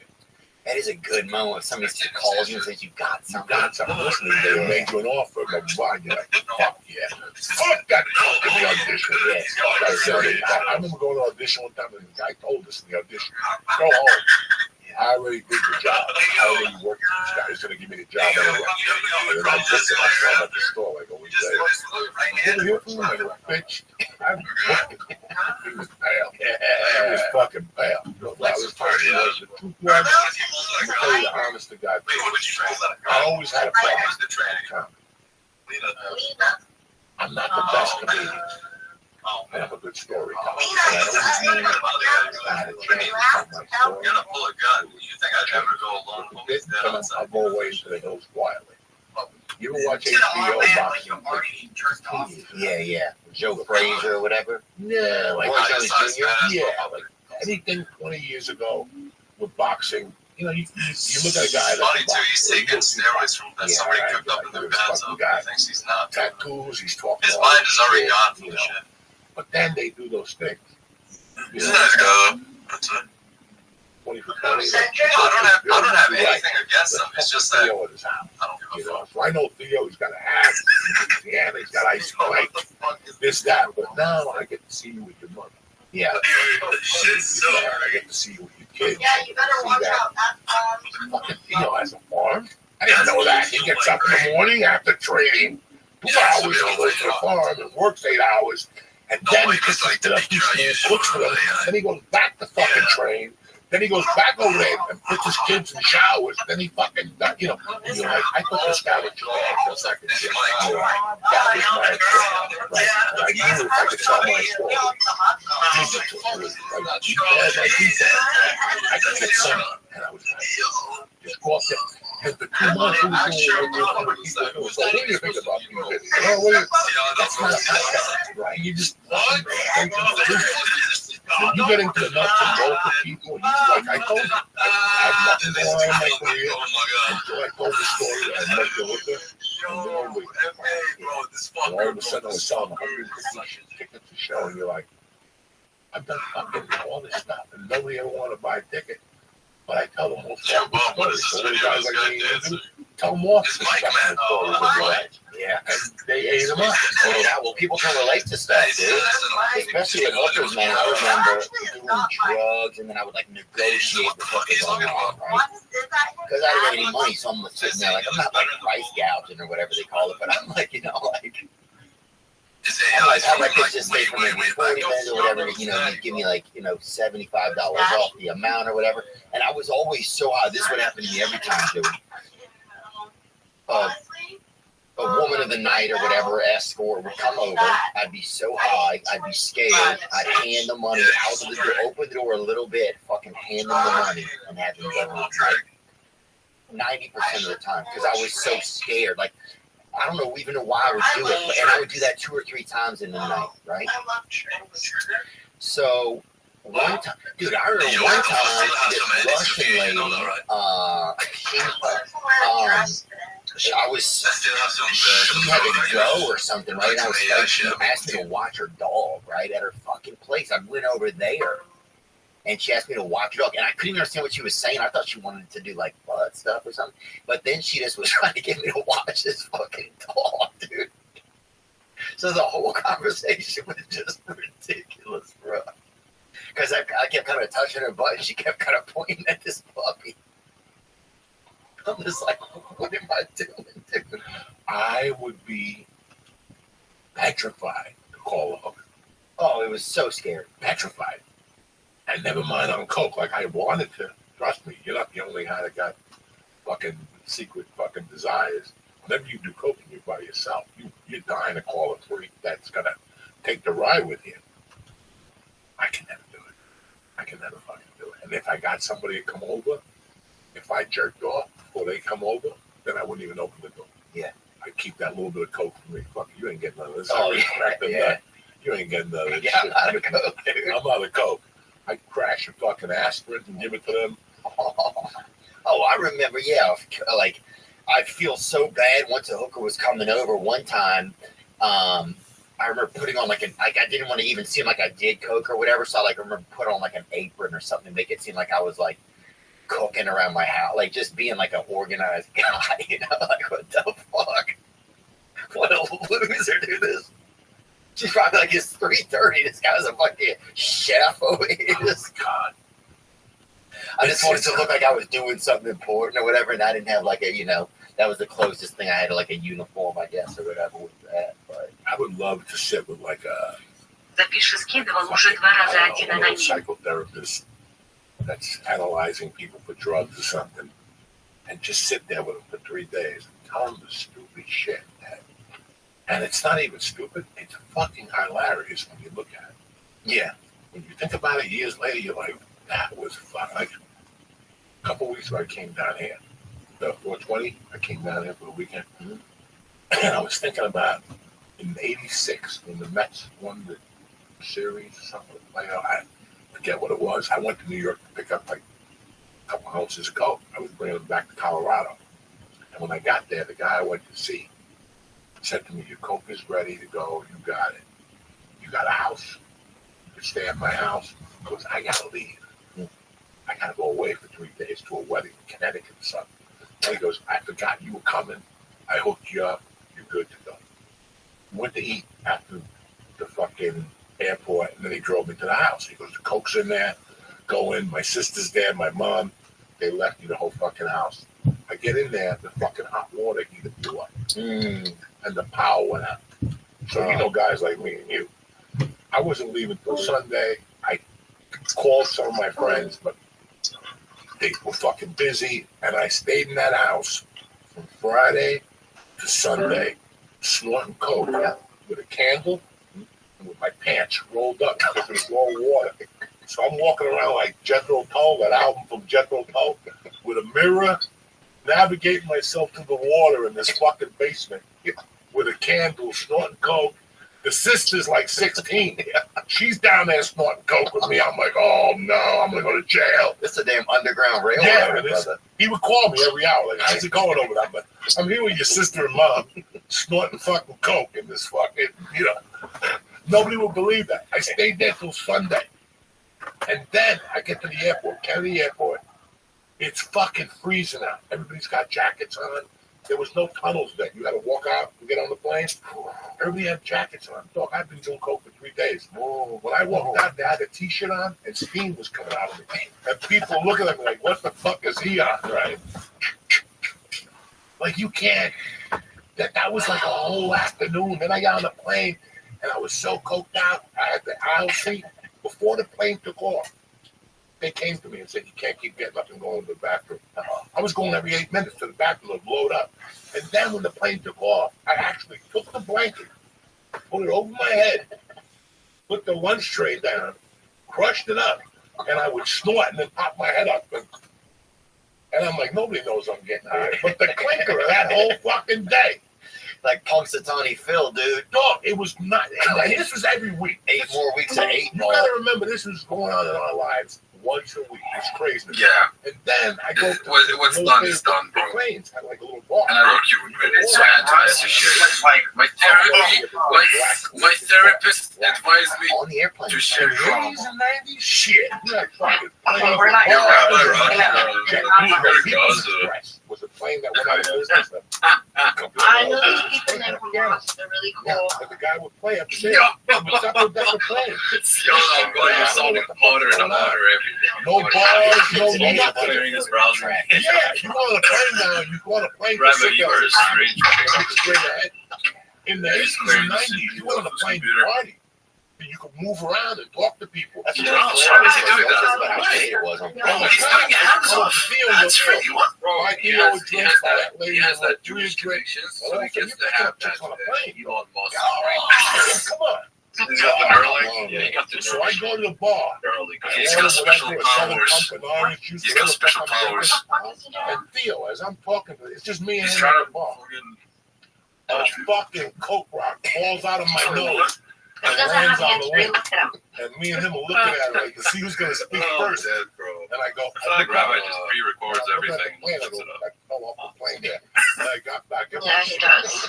Tell the Rabbi, bro. He's gonna you making like easy, quick emails or what? You're making. I don't know, but- I feel like he's like a social experiment or something. Oh, high on coke? No, I had half. Yeah, he's doing some shit. I don't know. In case you didn't want to go. Like he's controlling like through TV or some shit. He's He's gonna be acting like he's gonna be acting like fuck this. I'm going to get a drink.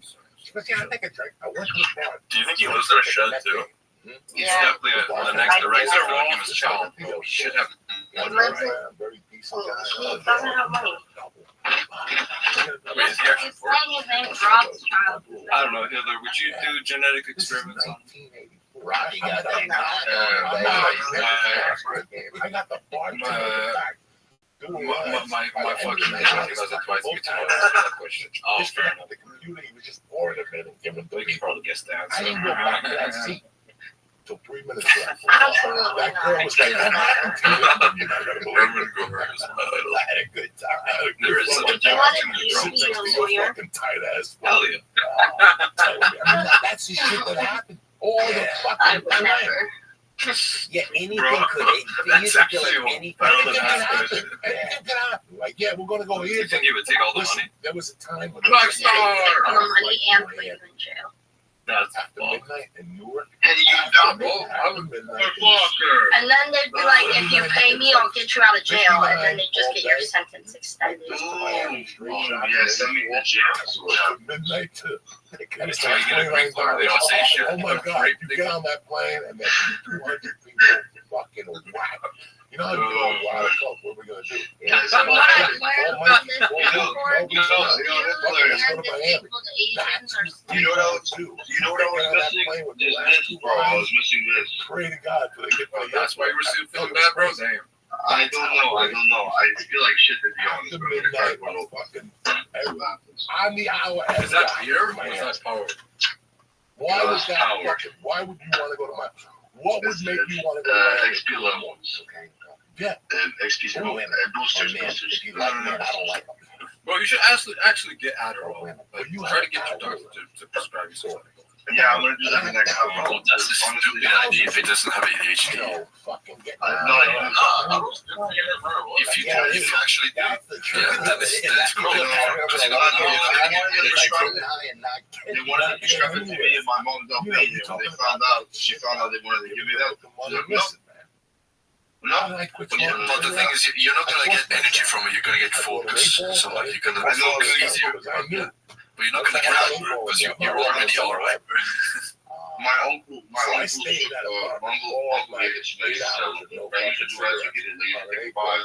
The next day, Split the 10 now. I'll take 5 in the morning, and I would take the other 5 in the afternoon. I bought an April. And I wouldn't do it a lot. I wasn't This is a time when anything could happen. I told this story before, but I was thinking on that one time. I used to love telling people that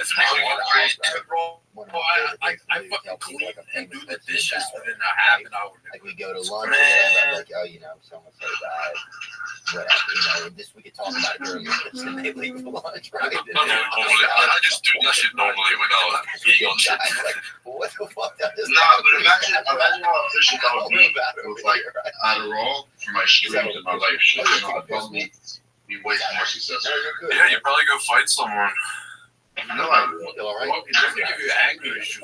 It's not bad, does it? What are you doing, bro? Yeah, dude, I remember one time I had a sword or whatever. I hit it. Rabbi, I'm trying to believe you. Whoa, hands free. Whoa. He has some voodoo shit going on. Yeah, this hooker got sick one time. Do we call this, what do we call this? Black magic? Jew magic? What? Yeah, in West, in Beverly Hills. But why you question? No, we texted for a while, and then I changed my number. Yo, I just got think it was crazy He deja didn't vu. even speak really the same language that much. Question is, why are you making kickholds? But yeah, but we were, I mean, definitely. You know, those trying to make the butts. Make the butts. That's what my mother did. The butt man, okay. Pretty cool.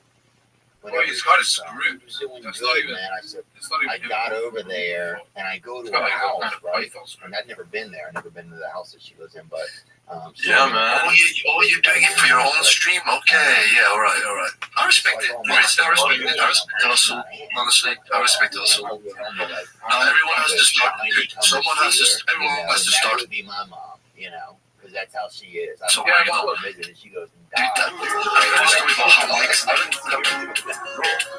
when I look through the window, through the blinds, and through the back window that's open, she's laying out the shot.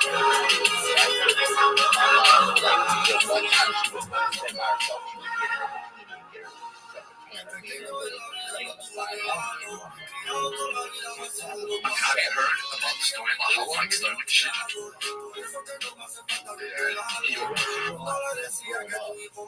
I see her like, what's happening? This is the first time I ever met her, like, busy in my memory. She never asked, she never, like, said, like, she doesn't Bounce on 50 different computers at the library and he serve herself in a sense. She likes to kind of business, I think, in some ways. But, anyway, so I looked through the thing, and I see her in the back of the chair, all of them got when I was a kid. Sometimes, like, if you had a lap, lay out inside the yard, and beer, fucking Our whole apartment complex is always saving. I ain't saving some money. Come on, he's trying to make money from streaming. Give us $45 off.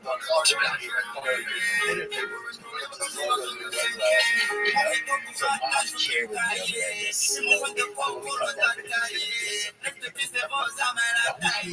She lives by herself. And who's down there with her? Nobody. She likes to be by herself. She's always like gone. Like hours long. She always.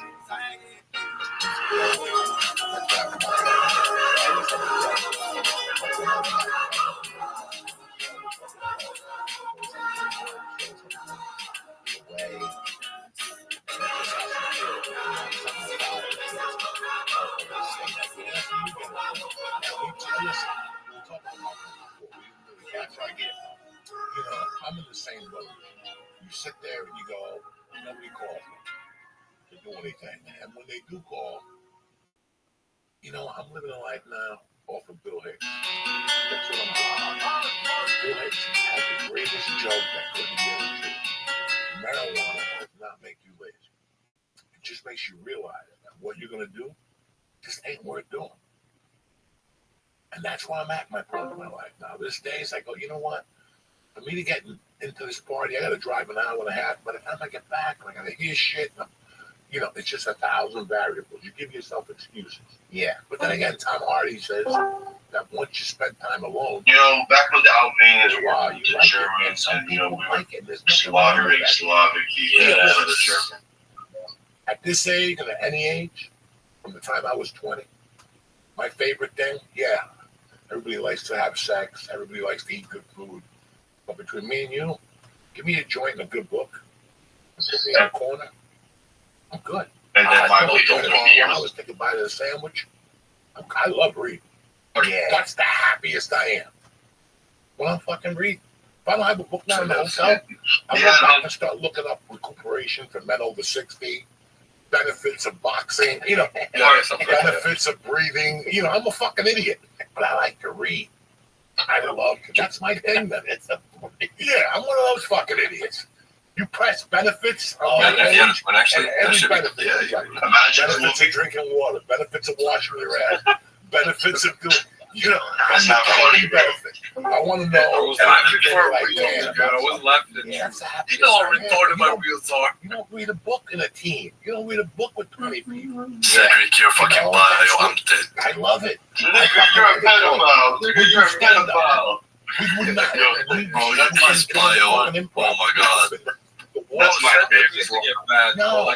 Look, I got banned for having one alt for 24 hours extra. Cedric has 15 alts in his fucking server and still walking. I think sometimes I do compare myself to just like people that aren't comics that much. And then you have to realize how odd it is to do that job. It's an odd thing to do. Job. If you saw an animal do it in the woods, you'd be like, that fucking animal's out of his fucking mind. We're crazy. We're crazy as hell. We're not normal. We are not normal. There's something. You have to come to terms with all the things we are as comics. We can't question them. That's who we are. You could have been a doctor. We could have been a lawyer. We could have been a bum. We could have been a hooker. Yeah. We chose something that, I don't know why I chose it. I just love Richard Pryor. And I knew once I had the felonies, I wasn't going to do anything else that I really liked. Yeah. This is not, comedy is a profession for fucking guys like us. Me and you have a little darkness in our past. We can't figure out what it is, but it makes us tick. Yeah. I love hearing Richard Pryor, too, man. I love hearing him say the N-word. Me too. My mom wouldn't let us say it. And we were like, well, fuck, man, we got to hear it, And so I remember we would hear him say it, dude. Just those books like by, who's the crazy white guy? Mark Twain? No. Mark Wahlberg? The comic before fucking Richard Pryor. That was a white guy, Lenny Bruce. Lenny Bruce. Have you ever read any of his books?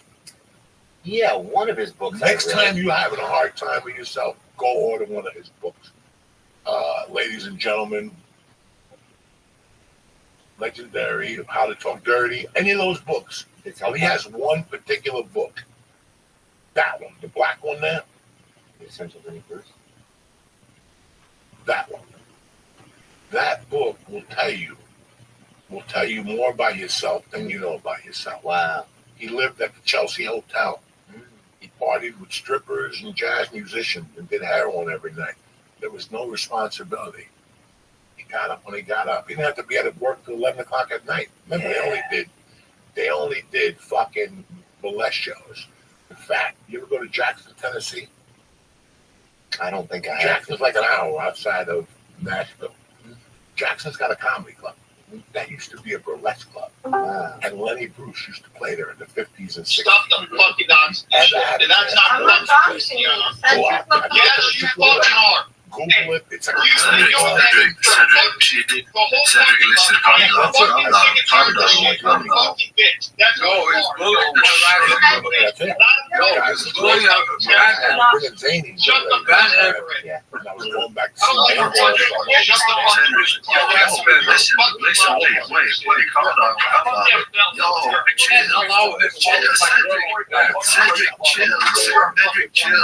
Cedric, chill. No one my boy Johnny Cash. I don't fucking care. I'm singing. I will not allow this message against my girl. You don't go out fucking the do squat at all. I'm sorry. Hey, but you're really bad. You had served the yeah. Let's some grass. I just came back. What are we yelling about? I'm a little confused. Gathered what you wanted to find. There's this really autistic man with With my friends, with my family, you know, I'm just a Did big. you have any amends to make whenever you got there? No, everything's pretty You are not allowed to. Nobody don't care how toxic ever fucking again. I am sick and tired of social.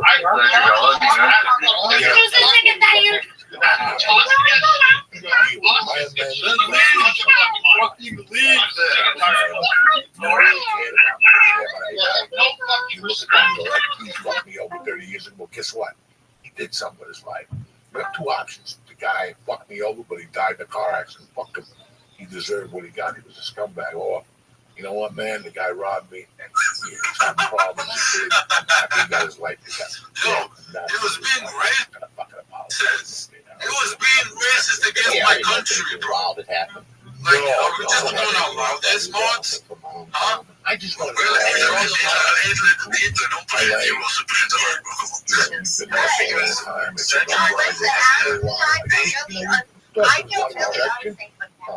not a rejection.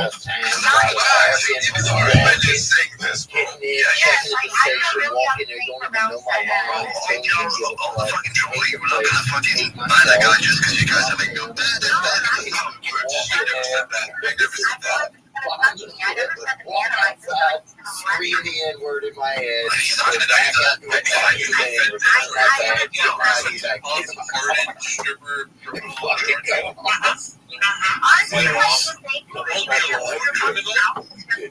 Cry about it, and then you wanted to be nice to you last night, so I felt bad for you because you were like,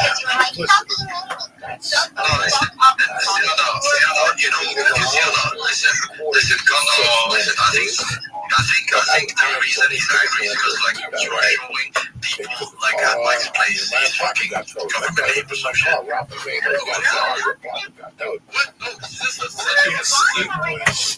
That scrambling. I would do Wait, you did that?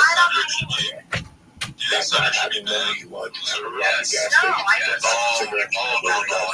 I'm joking. Get a turkey Well, like, burger. you're from I'm not telling you anymore. Story you never like that time. You call it Nobody knows that what it's like to Yes, showcase the James. Yeah, that's I mean, bro, you called him a retard. Come on. he is a retard. It goes both ways. I'm not gonna lie to you.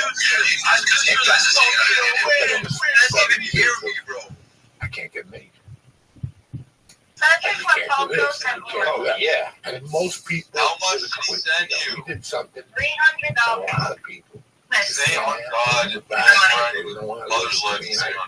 Listen, I Well, understand that. dude, I honestly, fucking if you definitely ask me to understand. swear on my father, But no. for me, I think it was Okay, time swear on your father. Swear on your to move on to the father. next cotton. No, I'm not going to swear on my father. Trying to Because find it's Yeah, like but a swear on Jewish. We're the law. That's what We're was cool, man. I feel bad that I didn't even read it, but I did just order it today. I didn't even know that you had written it. Yeah, but what you say? You say Actually, you know what? I think when I did that's a myself crazy last difference. night over Zoom, I think you remember telling me. That's awesome. Tremendous. I was trying to write that book for fucking I know a lot of comics always have that book going around in the and then I kept writing, making notes, and then I kept going up with a writer. Tremendous. And then I hooked up with Jimmy Florentine's niece, young niece, and she fucking helped me. And listen, man, we sold some copies. We made number 9 on the audio book in New York Times, which were dirty comics. That's not too fucking bad. Like Rocky got that. Rocky got that cock on the dude. Before you were saying something really fun.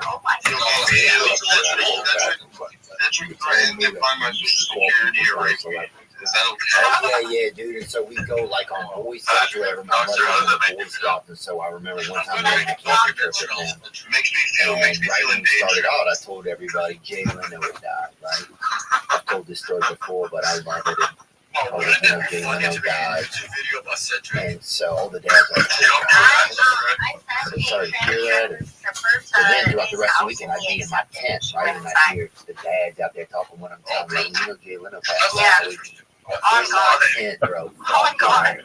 Howling, bro. Laughing at a level where it was like coming out of my fucking spine. I'll give it to you. You're a I don't know why stuff like that made me laugh so much.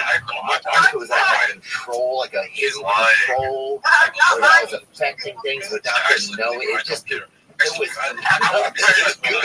Like, I said to you guys, it said, oh, I'm gonna answer my Twitter account, and I'm gonna expose fucking with people like I'm gonna make a YouTube video. Information about it, Cedric. it's always great. The best thing I ever think I did, and I did it on accident. Wait, Chappelle was the fucking king of the UFC. He was the king of the UFC. I want you to be on it. I need you to So, wait, why did he actually send you money? I don't I fucking find know. I out didn't that ask him for it. Because it was your birthday, I and then later on he said it was your birthday. Yeah, exactly. So I don't know. He doesn't even know why he's What's my call? He just acts like that. He doesn't know money. No, but see, you should feel bad. Who's that? How are you, Doug? Why should I feel that? I didn't know he was Hey, just one moment. I'm gonna come in with a different device.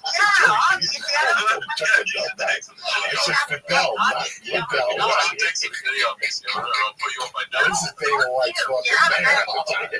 Dana White's got no hair. He lost the hair. He was gonna get his children. Fucking, how could this be? Eddie Bravo called Dana and says, Liddell died. Not Liddell, Vidal, you fuck. I love that kind of shit. Did your parents come over from Cuba? Both of them? Wow. 100%. There ain't no fuck. Well, How's it like, I Doug? went there when I was a student. yeah, he told me. Yeah, I remember. Yeah. But up in spoke to our class, I remember. It looks really nice. But we didn't speak enough Spanish. Yes, I can hear you. Where did you go to college? Oh, Yeah, no, I didn't. And, So- University of Arizona. What I had to It do was was a single just semester at sea. It was like a floating college, but we stopped there. jam the power cord into it as best as I can. And at a certain point, the phones that I get aren't worth saving. I mean, I'm not saying they're not good phones, but to get a new one is like just about like the control they were under and shit. And it was like more kind of. Well, we got to go baseball. more Dude, a couple some group was partying this economically I went over there, I'm dancing. viable. So, for instance, like it's an iPhone 8. They don't even make that anymore. To buy a new one is like, I don't know, $120 maybe. To get it fixed is like $140. Exactly. And so, and even still, you can buy an iPhone XR or like an iPhone SE, like a newer version, like a more recent phone, for like $120 as well. So, no, I did not. What are you rolling with? You have an Android or an iOS?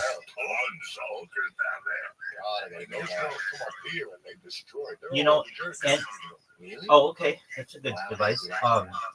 Android has a really nice like openness of its software generally, and I can tell you one of the things that I use for which I use it are auto clickers. And I don't know if they can help you at all, but I've been using them for now more than like for years now. Okay, so what does an auto clicker do for you? I don't know. Do you play any fucking games on your phone? Just to talk to one people.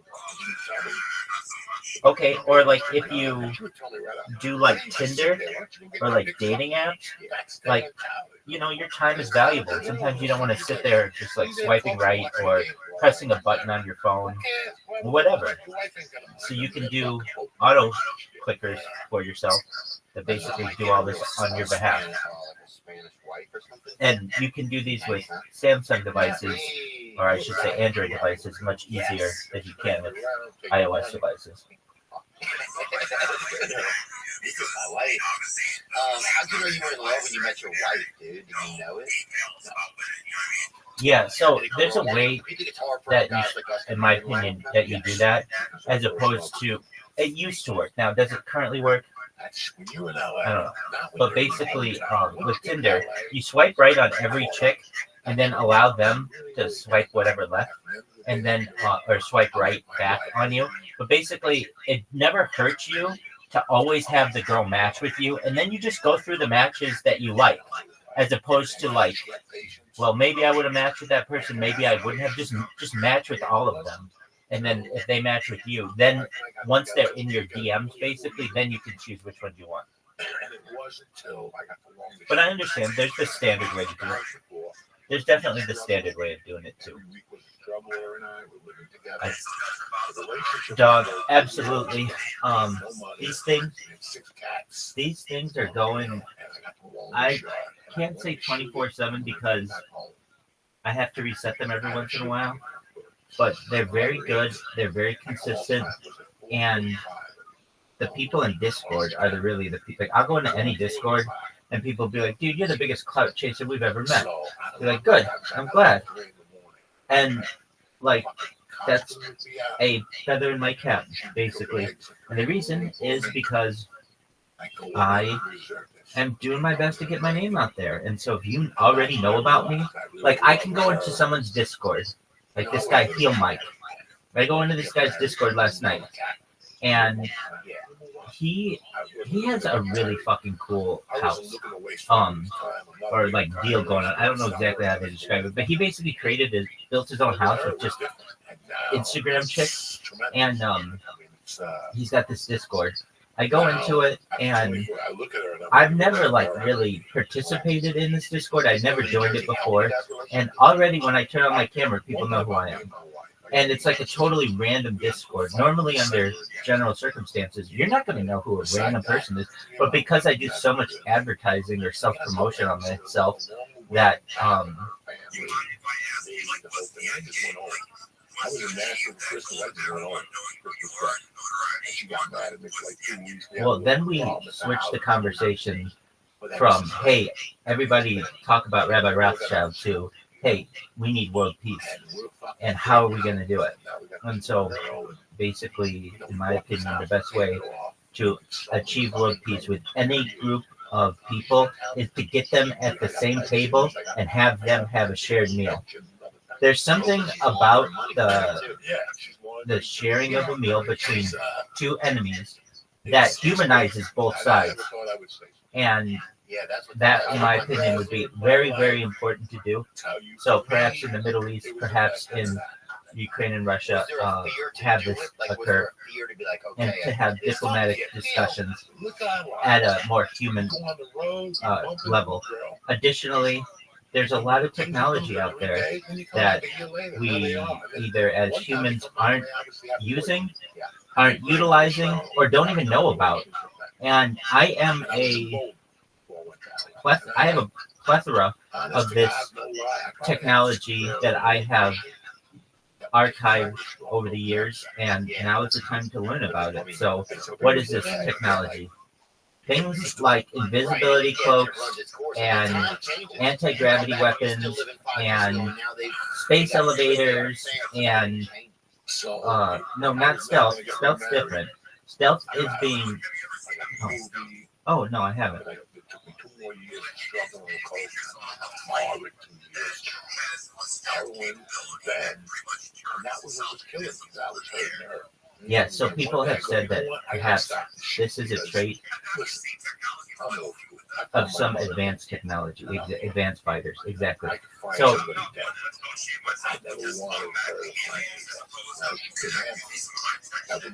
certainly, reverse engineered, perhaps, or just extremely advanced aircraft. I absolutely understand. But these are things that we need to discuss that aren't currently being discussed. But on a bigger level, it's about ending world hunger and ending world thirst. And how do we do that?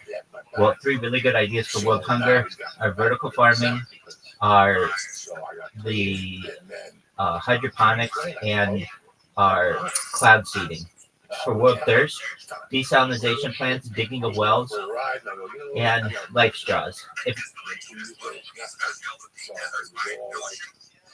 interesting, man. Saying like I don't want to hurt you, so I'm gonna stop hurting. Right. Desalination plants is what it is. She could never handle it. Exactly. She doesn't have Exactly. And so, especially in the developing world, it doesn't make sense to me why they can have a coastline but still be thirsty. We need to fix that.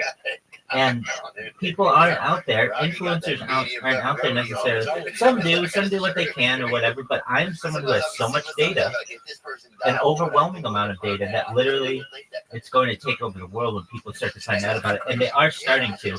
And here's how I'm doing it. There's this Discord. Some of these bigger influencers have Discords that allow for self-promotion. And if they allow for self-promotion, I just plaster it with my shit. Because that's what it's for. It's a self-promotion channel. And then random ass people will go in there and they'll be like, yo, what in the fuck is all this? And I'll be like, look at it. It's literally like years worth of content. You can go through all of this. You can make fun of it with all your friends. Do whatever. Rip me apart. I'm basically putting myself out there as a target on purpose. Come after me. Because if people come after me, yeah, and if people come after me, then they'll realize that I have a lot of interesting takes on life, and perhaps they're going to want to be interested in my stream. And they tell one person, that person tells another person, that person tells another person, etc. Did you remember like a funny story that you like? Do you have like a real fun memory that you remember with your mom?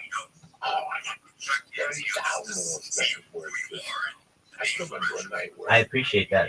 And I want you to know on a daily basis, whenever I see you just hop in to one of my chats, even if I'm awake, I'm asleep, I'm in the bathroom, whatever it may be, when you say, hey, Rabbi, hope you're having a good day, Baruch Hashem, that just makes my fucking day. So you should just know that's a wonderful thing that you do. And it will, I think, be archived in the future as I have it archived. And you'll be seen, obviously, as a very good person, but also I think that type of behavior will be more widespread. When people realize that their every action is being recorded, when they interact with you, you have an incredible amount of power over them. And when people realize on the internet that there might be someone out there recording their bad actions and not everything that they're doing is anonymous, it's going to change global behavior very quickly. People will treat people with more respect. Somebody gives me like a shot of whiskey, and I'm in the 7th grade, and all of a sudden they're like, take her upstairs, and I'm like, and my mom was there. I didn't even make eye contact with my mom. I just held her hand, and she took me upstairs. Yeah, no, you're absolutely right. I'm in this one Discord that I went in last night, and I mean, these guys just want to pick a fight with me on the Talmud, and it's like, look, I didn't write it. I want to modernize it. I don't want to hurt people. I want world peace. That is my mission. I'm not a rabbi of 1,300 years ago who is writing this. That isn't something that, frankly, even is of interest to me when it comes to the big picture. That is a historical book. I want to talk about the future of the world, life extension technology, traveling the stars, mind uploading technology, digital immortality. So when people want to say, like, hey, well, what do you think about, like, the raping of children and all these other things. It's like, look, I'm not here to defend a historical book. I'm here to talk about world peace and how we get there and how we advance as a civilization. If you want to talk about the historical books, we can, but I honestly think that's best left to you and your local Orthodox rabbi, because everybody's going to have their own take on it.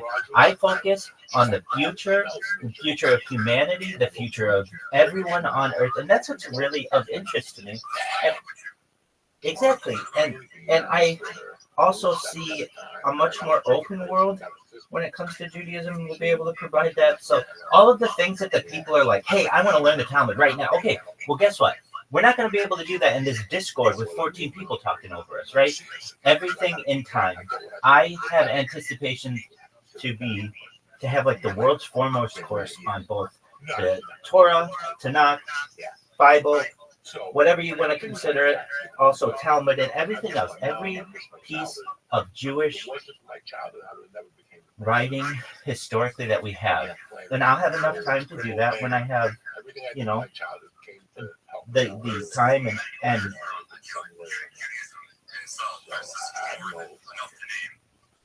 right. But essentially what I'm saying is, I think that there's certainly time to do all of that stuff, and I'd like to do it, but I want to do it correctly.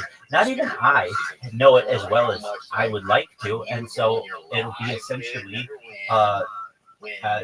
we'll learn together as a community, and every single person out there has a little bit to give to this project should they wish. And so I'll get my rabbinical colleagues and we will certainly put together a really nice compilation of explanations of the text. But again, why am I here? Why do I do this? It's not to talk about ancient documents. It's about to talk about the future and about mind uploading technology and being able to scan your brain into a machine for later download into a cyborg, a cybernetic being, a robot, an avatar, an ethereal being, a clone of yourself, whatever you want. And if you don't want that, that's cool too. Oh, dude, there was nothing like it, bro. People, I remember a deaf kid even exactly called me, talked to me, and he was excited about that shit. Dude, people fucking came out of their own diseases and malfunctions. You understand? It's 7 in the morning to do that. Oh, you're 100% right. If you look at any advanced civilization, whether it's in like what people believe to be advanced civilizations that visit here on Earth, which you may be more skeptical of, and I completely understand that, or even from science fiction, or if you even think of just how civilizations work, you basically have to have taken care of everything at home before you go explore. Essentially, you don't have a country. Exactly. You can't go explore the new world while your country is having a civil war. You have to take care of things at home first. So in the same way, we have to take care of things on Earth before we go and explore the stars. And so the way that we have to do that is to I don't want a week down here. I don't want to be down here for a week. Well, so that's a question that was raised by President Reagan and other presidents, but most vividly in his message to the United Nations during the 1980s. Now, I can say, in my opinion, we're already visited. We've been visited. We're a seated civilization here, perhaps. And, it depends how you want to define that, but I'm in agreement with you as well. I think probably most might be hybrids. Basically, we have organic evolution, but we've had our evolution perhaps changed. Our DNA has been changed according to Bob Lazar. Yeah, I do like going. Pardon me, you said about the algae that builds up? Yeah. It's a different club, 22 cents. Where'd you go? I went to Red Band. You're saying, how do we get that? I went to Red Band. There you go. I went to Creek in the Cave. I went to Black Rabbit. And I think that's it. But amongst those clubs, I did like There you go. So these are questions that I want to talk about. These are important discussions. Well, anyway, when I get into a Discord, oh my God, do people just want to shit on me? And that's absolutely fine. I want them to shit on me for the right reasons, though. Shit on me because I'm a clout chaser. Shit on me because I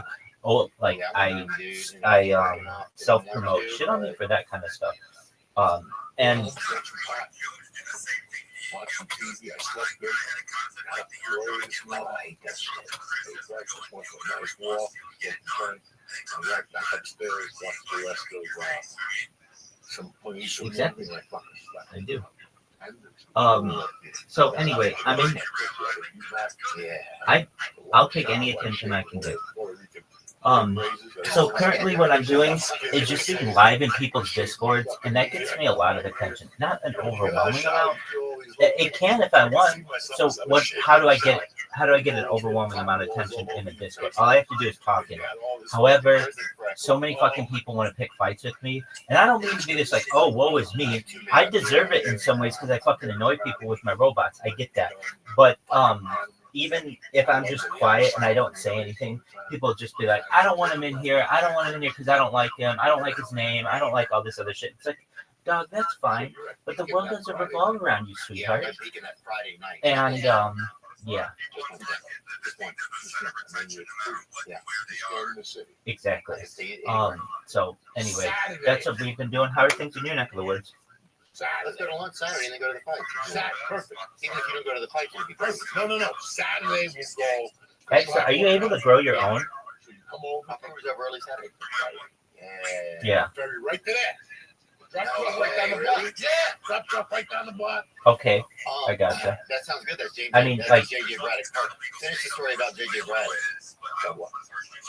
But you met him. Do you have the ability to like once if they make it legal, will you be able to grow it on your land? I remember his son. He had a son that was. Oh, that's tight. Are you just gonna plant it all over and see what happens? The family still owns the house. But I never saw him die. Exactly. Okay. Well, I understand. People think he was like a hero. And hopefully it's not too much longer. Hopefully it's not that much longer for the complete decriminalization of it. Well, didn't they change it to now it's Schedule 3? Exactly, but you're absolutely right. It used to be heroin your entire life, and for 100 years it was as bad. And I think now as well, you know what's actually a really good idea? I don't know what kind of land you have, but hemp is now becoming more legal.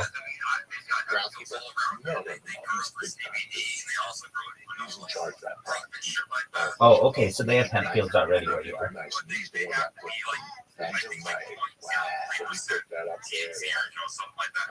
Right. Right. I gotcha. What do you think of our main Caspian Sea here? I think I saw Natalie Portman about her tell yesterday. Really? Yeah. Look, every time I'm in the office, I see somebody. One day I was Hey, well, somebody's got to man the watch. So while he's asleep, I'm manning the watch, and when I'm asleep, he's manning the watch. And he's like, hey, man, what are you doing here? I'm like, the question is, what are you doing here? I go, yeah, he's just moving around. He looks like a little Viking. I think we all enjoy it. Good for him. And, yeah, he's been a good friend. Do you know how I met Caspian Sea? Who's that? I bumped into him, started talking to him like he knew me for 10 years. I don't know fucking magic. He was a viewer who would come into my streams and originally learned about me from another YouTuber. Basically, this YouTuber, their claim to fame is to be the biggest troll on YouTube. And one day they came into one of my streams, and after like an hour of trying, they weren't able to troll me. Just because I troll myself, and I'm pretty self-confident, so you can basically say whatever you want to me. And he moved on, and this caught Caspian Sea's attention. So Caspian Sea would come into my streams every so often and became a regular viewer. And then one day I was like, hey, why don't you come into the Telegram if you're interested? And they eventually came into the Telegram, and now they basically live here. Oh yeah. He lit up. which is tight. I like it. I like having the ability to speak with people. Of course, it's cool to just be able to type to them and stuff, but to be able to see someone face to face, that's important. I'm not saying you have to do it all the time. I'm not even saying you have to do it at all. Even if I can hear your voice. Exactly. Even just being able to hear someone's voice is important when you're trying to make a connection with them. Of course, you can through chat. There are people who live their entire marriages before getting married up into chat. You know what I mean? Like, there are those stories. I'm not saying you can't connect with an individual, but generally, the more connection you can make with them. So, anyway, I got these robots going, and not that it's super important. So basically, like, they don't work every single time. I could work on them so that they work every single time, but basically yeah, exactly. Here's what happens. All right, we have new merch. They will, I want to let you know to check like, out for the instance, new I was using this temporary email service, and the temporary email service that I've been using had a certain way when you went to their website, it always showed up the same way. But then they added a page, like a little pop-up, which fucks up everything.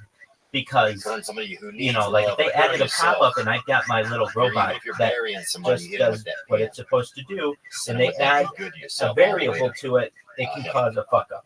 And you can check all that at Theo with them changing that means I could change it on 4 different devices. Wanting to support us and wanting to support to be honest with you, it's something called, have you ever heard of the mere exposure effect, Jacob? Comedians on Earth. Yeah.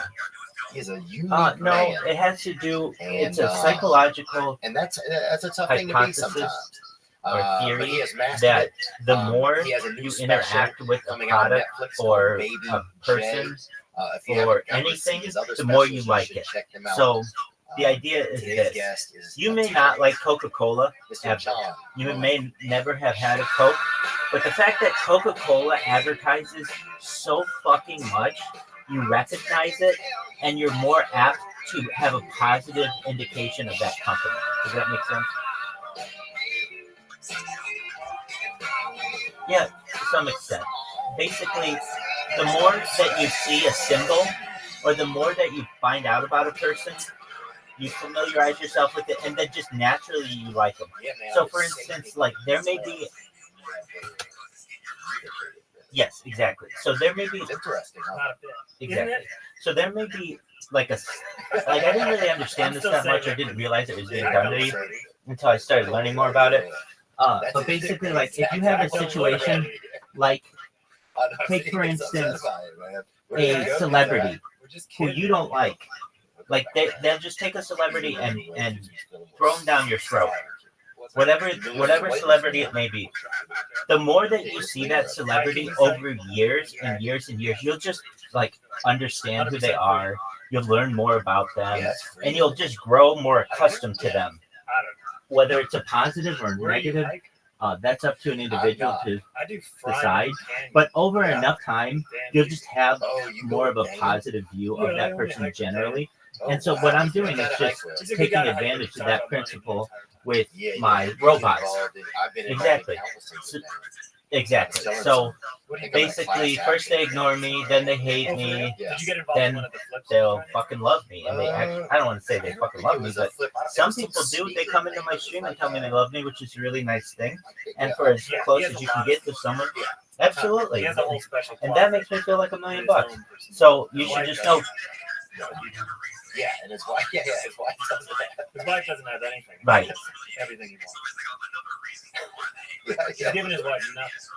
Oh, it's 3 children. Yeah. He named them all after he named them all.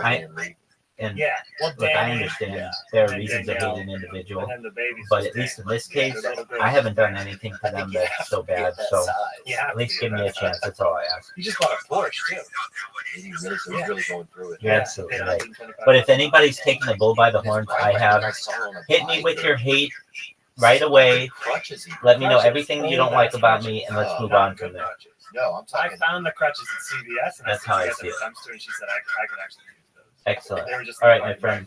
Oh, I'm gonna take care of some stuff with my Discord, it sucks, man. my It sucks Discord being tablets, and so if I'm not in stream, I'll put her on my prayer list. excellent, my friend. For Come sure. back. Yeah, I know you will. I'll put her And But it's maybe cool to Cass be married BNC and I will be to bouncing David, ideas off each other. You get to watch him drive to the Improv in a bomber jacket and Yeah, and Take you care, can watch Jacob. him put all your You as money well. into his hair gel. Bye. yeah, there's a lot of hair. There's treatment Jacob, going on. everybody. And it ain't just gel. Very nice He's I'll tell person. you this. Did Very, you ever very get nice involved in the person. sneaker business with him? How did we meet Jacob? Yeah, he sends me Jacob links. was Like, also these a Jordans viewer are coming out today. Why don't you who buy 500 of them and then we'll sell them? Was just Yeah. randomly in my streams. Off brand, like And players that people have it. Like one a lot day, of foreign players. Like, this was actually these Vladdy really Divac are interesting. coming out. You know, They if make a you're watching variety. this. it's a dress shoe. You know, One It's a day, hard shoe, like a church I shoe. was it's a singing Czechoslovakia. a Disney it's song. like a Czech Republic. I like was very just randomly nice singing it. brown loafer. I was Yeah. singing from Aladdin, Yeah. Pensali, But yeah, he's fabulously, Dan is a talented guy, and I Oh, saw great. one of the Got it. chatters, and he is great. His Type, energy is like always strongest has 10 energy. regular men, always has energy. something like that. It His was, father's and they a said it right Lincoln away, addict. His and father I is knew an they were a Abraham real Lincoln. person, and I knew And, they were. we went to, had we were just doing a been show in watching me. Springfield, Illinois. She was like, "Oh, hey, dude, are you? this winter. You just heard me? We went to Hey, Lincoln's let's grave. connect. Really? Come into this just fucking basically Discord," and they for did. Elliot leaving. Yeah, Take a for the photo. dad. Show the respect, man. Show for Lincoln. He was Not one of our, Discord. like, Into this first fucking responders. Telegram. Oh, Abe Lincoln or Abe Lincoln was one of our, you know, when you like to salute our first responders, and no one responded like there on that, you know. He was like a first responder to slavery, kind of in a way, I think, wasn't he? There were probably some people before him who had Yeah. thoughts on it, but he was definitely out there. Yeah, he was like, or as far as our history books tell us, he was kind of like one of the guys out there, like, hey, Yeah, for real. he was like an EMT kind of for slavery. He was an absolute EMT. He did CPR in this country. This country was being ripped apart.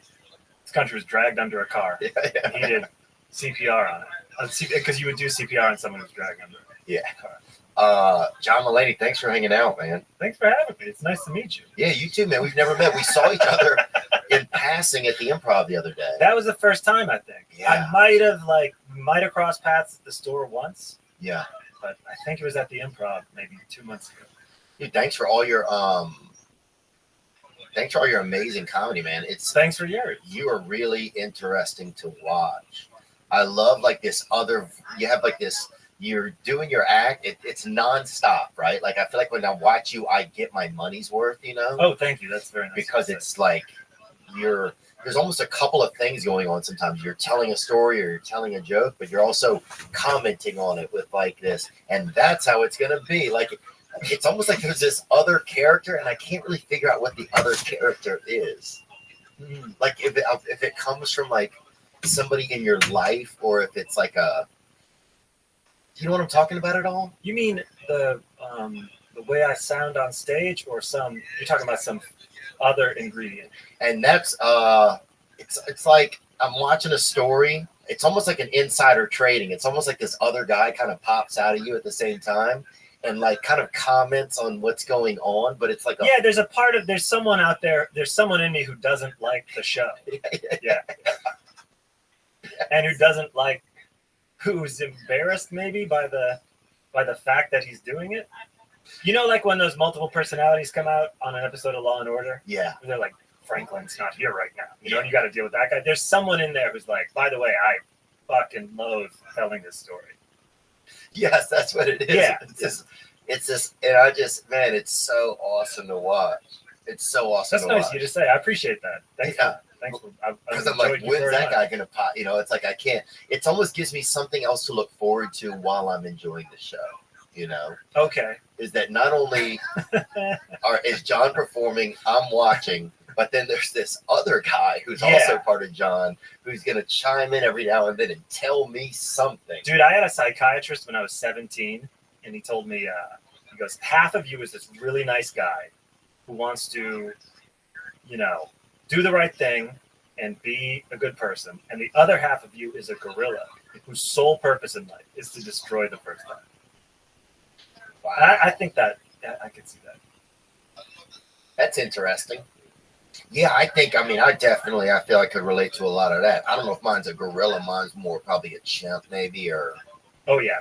Well, that's pretty scary too. That's nothing to shake a stick at. Oh, a chimp can rip your genitals off. It'll throw him 500 feet. That's the story, at least. Yeah. That's, the birthday cake story. Right? The guy had 2 chimps, brought one a birthday cake and not the other, which seems like chimp 101. Yeah, Bring one for both. Yeah, you got a double cake. And then pop hands off, ripped his hands off, ripped his feet off, ripped his genitals off, threw them 500 feet. Oh. I mean, there's lots of stories like that. That's just the one I've seen. But the worst part is if your hands aren't there, by the time you get to your genitals, you can't even scoop them up. Yeah, if you walk the 500 feet, which you can't, because you don't have feet either. He was like, you can't walk, you can't do anything, you can't reproduce. It was like bam, bam, bam. No torso shit. He went for the prize areas. He went for the things that really, wow, that's it right there. Oh, yeah. Well, this looks like, world's most horrific chimp attacks. As raging apes rip off people's faces, hands, and genitals. But I think, say you get the feet are gone, so he took the feet off. So you just Googled chimp birthday cake and that came up. Okay, so I have some of the details correct. Okay, that's fantastic. Yeah, I think I'm trying to think, if somebody took my feet off, and I don't have any feet, I think you could still stick over there, kind of. But that's... like that Oscar Pistorius guy or something? Yeah, but you're talking about the first moment you lose your feet, you think you could stick it? If you don't look at the feet, I think, and you stay out of that shock moment, okay. I think, and you just drive forward, you still have feet? I feel like it would take a while of the physical therapy with the bars, with the ballet dancer bars on either side, stumping around. And then, I don't know, I just can't imagine that I could get up and stump it over to my balls in the pants. Meanwhile, I still got to sing happy birthday. Oh, that's true. Because you're forgetting that it's still a celebration for the one chimp. So that's rude, Dude, I was at an AA meeting, right? I go to AA, and so I was at an AA meeting. In person or over Zoom? In person. Okay. And some guy had... Only because there were so many over Zoom. Oh, yeah, there were so many. Some meetings stayed. Yeah. And some guy had a seizure in the meeting, right? Shit. And this other lady, was her birthday in the meeting, and they sing happy birthday to everybody. Yeah. So she literally stepped over the guy. It was her birthday. It was her moment. It was like, I'm going to get my cake, So was it like, were you all about to present the cake and the guy had a seizure? Yeah. They're like, Rondra got 6 years or something, right? So she comes up. And everybody's like, happy birthday. And the guy seizures up. Shit. And then she's just like, steps over him to me. Right? Yeah. Oh, she sang to me. Yeah. I think nothing was going to take her shine, Also, so it's interesting. Even on regular birthdays, I don't know people that sing to me, but I like that. Yeah, I think it's like, well, times have changed, John. I think people want to, it's about them now. That's a good concept. But I think, dude, I think if my feet were gone, if I don't know about that, I'm running on pure adrenaline. They lift cars off of children, off of families. That's what they say. Yeah. I mean, I assume those stories are true. I think they have. I think. Look up unique unique powers. Google unique. Yeah, Google unique powers from mom adrenaline. Yeah. Ooh. Now maybe that's what we're starting to sell. Search terms. How it's possible for a normal person. All right. In 2012, Lauren Kornacki, a 22-year-old woman create a BBC account. Let's go. You can't look at anything anymore. You ever try to look up song lyrics? What a fucking mess those websites are. They won't let you look at those either? No, it's just they're the most insane A to Z lyrics or whatever they're called. Oh, yeah, I love They have more pop-up ads. It's like, do you not want us to know what the singer was saying? Right. Yeah, and now people are putting weird, everything I do it for T-Mobile. Like, people are playing the songs wrong because the ads are popping in. Yep. Yep. It is interesting how there's so much ads. I think to go back to this, I think if you had pure adrenaline going, but the saddest part would be to get to your own genitals and not be able to pick. You'd almost have to balance them on your... Yeah. It's like the end of the Twilight Zone where the guy breaks his glasses. You finally get to your genitals, but you don't have hands. And you got to decide what you scoop up with your mouth. Oh. For real. Wow, bro. bro. That is crazy. And then what? Yeah, I don't know what you take. Well, you have to take your gonads because if you want to have a family. Yeah, you have to see what kind of condition. I mean, you have to make a split second what kind of condition he's in. By the way, I'm assuming the chimp is making a beeline for you and not at all done.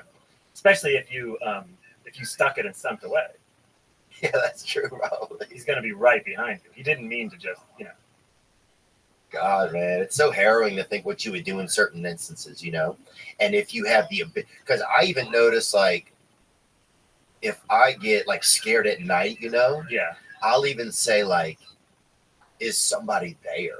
Like, somebody's going to be, like, You mean you're lying in bed and you hear a noise type scare? Yeah, like, I'll get, I mean, I'm tough and everything, but I will also, in addition to being tough, I will, like, go be like, hey, is somebody there? Like, I'll do, like, who's, Yeah. And, like, they're going to say something back, like, I'm here, Burglar. Yeah. Yeah. And it's always a burglar in my mind, It's always that kind of Home Alone-esque type of fella. You think it's someone coming in to steal items and just hoping no one wakes up and asks, is anyone there? Yeah. And you just, yeah. I think about home invasion most of the day. I mean, do you ever yell, I have a gun? No, that's a good idea. Yeah. I have a gun. I have a gun. That sounded pretty with good. Authority, right? I have a gun. Now, when you say you're a tough guy, see, I would mess it up. When you say you're a tough guy, in that moment, you're in your home, someone's coming in, you don't know what they're about. Do you feel tough? At first, I don't, right? Okay. But then I have to remember, hey, you are tough. Well, that's so nice. Then I will be able to be tough. Tough meaning I know how to fight. Do you do? I'll go to like jiu-jitsu classes and stuff like that. All right, but not a ton though. Okay, just enough to like maybe take care of like you don't do that guy in a the pizza martial art, the mixed martial arts. No, okay. no. All right, I'm a huge fan of it. Sure, but I am I'm a one-stripe white belt, and there are 4-year-olds that are that, or 7-year-olds probably, not 4. But so it's not an insane thing to get. But I mean, I do know that say there's somebody, I hear something, right? Yeah. I get out of bed, I go over, and then I realize the scariest part is you have to turn a corner in your home. That's the scary part. Yeah. So from now on, I turn and I go like, I'll turn and be like, hey, I will turn like, I'm here, or something like that, like something so that if there is somebody there about to attack me, they're not just gonna get on to something that's like sinking away. Yeah. I had a T-shirt I bought at Kanye West's Life of Pablo tour, and it was a double XL airbrush T-shirt, and on the front it had a airbrush painting of Dawn to West, okay, and on the back it had an airbrush painting of Robert Kardashian, Kim Kardashian's late father, and O.J. Simpson's attorney. I was at home a few years back, and it was New Year's. It was a couple days after New Year's, and I had a New Year's party where there'd been balloons and shit. So but the house was still, messy from it. Middle of the night, the alarm goes off, screaming alarm, like the loud ass someone just came in through the door. Oh, so I get out, fucking threadbare boxers, Dawn to West, Robert Kardashian T-shirt. I reach behind the bed for my Easton bat, and it's not there. Oh. I must have been showing it off downstairs. Okay, so now I'm going. I'm out in the hallway, and I'm like, I gotta rush downstairs, which had 2 turns to it. Oh, God. And I'm like, I've got nothing except maybe the T-shirt to buy me some time of confusion. Like if I jumped out and you saw a big Dawn to West, and I spun around and there was an equally big Robert Kardashian that said "Rest in Power," you'd be like, "Huh?" Like it'd give me a minute of holy shit. That's a really nice. Just a hologram show. Am I at Coachella? Am I at Coachella? Or just like, wow, that's a really nice way to pay tribute to your parents. And then I could I don't know any. But I could do some Miss Piggy like karate. It's fine. She would fly through the air. And I go down and it's pitch black, and I'm just in the darkness. And right then, a balloon decides to lose just enough helium that it floats down. A big ass yellow balloon floats down right in front of my face. I've never It's an Asian guy. Is more like I've never been murdered by a clown, but I bet right before you're murdered by a clown, a big yellow balloon appears. And I said out loud, not like this. I was so existentially scared, and I was just like, not now. Not like this. I love that, man. Murdered by a clown in a Donda West Robert Kardashian. What a way to go, though. Yeah, I mean, it'd be in the paper. You know, summertime is knocking on the door, baby. Summertime, I hear the heat. And our friends at Shady Rays have you covered for the warm weather ahead with premium polarized shades at an affordable price. That's right. Shady Rays is an independent sunglass company that offers a world-class product. Durable frames and extremely clear optics for outdoor adventures. If you don't love your Shady Rays, exchange for a new pair or return them for free within 30 days. There's no risk when you shop. Their team always has your back. Exclusively for our listeners, Shady Rays is giving out their best deal of the season. Go to shadyrays.com and use code Theo for 50% off 2+ pairs of polarized sunglasses. Try for yourself the shades rated 5 stars by over 250,000 people. That's right. Go to shadyrays.com and use code Theo for 50% off 2 or more pairs. This episode is brought to you by Manscaped. And what a perfect time considering April is Testicular Cancer Awareness Month. To help raise awareness and to fundraise for a good cause. Manscaped is partnered up with the Testicular Cancer Society to remind you to check your golden nuggets this month. For anything that's not so golden, make sure your nuts are good. That's right, support a good cause and go to manscaped.com and use code Theo to get 20% off and free shipping. That's it. To help remind you guys that they have the new special edition Purple TCS Lawnmower 4.0 electric waterproof trimmer. Woo, that's a lot. Get 20% off and free shipping with code Theo at manscaped.com. That's 20% off and free shipping with code Theo at manscaped.com. Make sure to spread the news and tell your buddies to check themselves in Testicular Awareness Month. What a way to go. Wow, man, there is, you know, it really is a test of, in those moments, what happens, you know? There was a famous UFC fighter, this guy, Lionheart Smith, who's an amazing guy. He's from Ohio, and he got attacked in the middle of the night at his home by a guy on methamphetamine. Whoa. And he said it was the hardest fight he's ever been in his life. Just because he had that meth, never gonna give you up energy? Yeah, I think he had that meth, like Whitney Houston. Is that Whitney Houston? Never gonna give you up? No. Never gonna let you down. It's Rick Astley. Okay. Oh, is that what Rick rolling is? Yes. Okay, yeah. That's how I know it. Yeah. Did you ever do methamphetamine? I never did, man. I never did. I always wanted to. Same. Did you ever smoke crack? No. Okay. Me neither. Yeah. Always wanted freebase? to. I didn't get to do freebase. I did. I smoked cocaine. You did? Yep. And do people smoke it out of? You always see that kind of like glass pipe with the smoke stains in it. You just do it off the foil. Oh wow. Yeah. I get 1 year sober tomorrow. You do? Yep. Congratulations. Thank you, man. Holy shit. Not trying to make it about me, but Please make it about you. it's important. There's only 2 of us. Yeah. 1 year tomorrow? Oh, Yeah. Congratulations. A lot of our listeners are people that struggle. So Yeah. What's been, do you mind me asking you, when I saw you, I probably saw you 2 months ago and you told me you had like 10 months. oh yeah. Did you take time off from working? Like what was? Like I got sober during the pandemic. You got sober during the pandemic. I went to 2 different rehabs.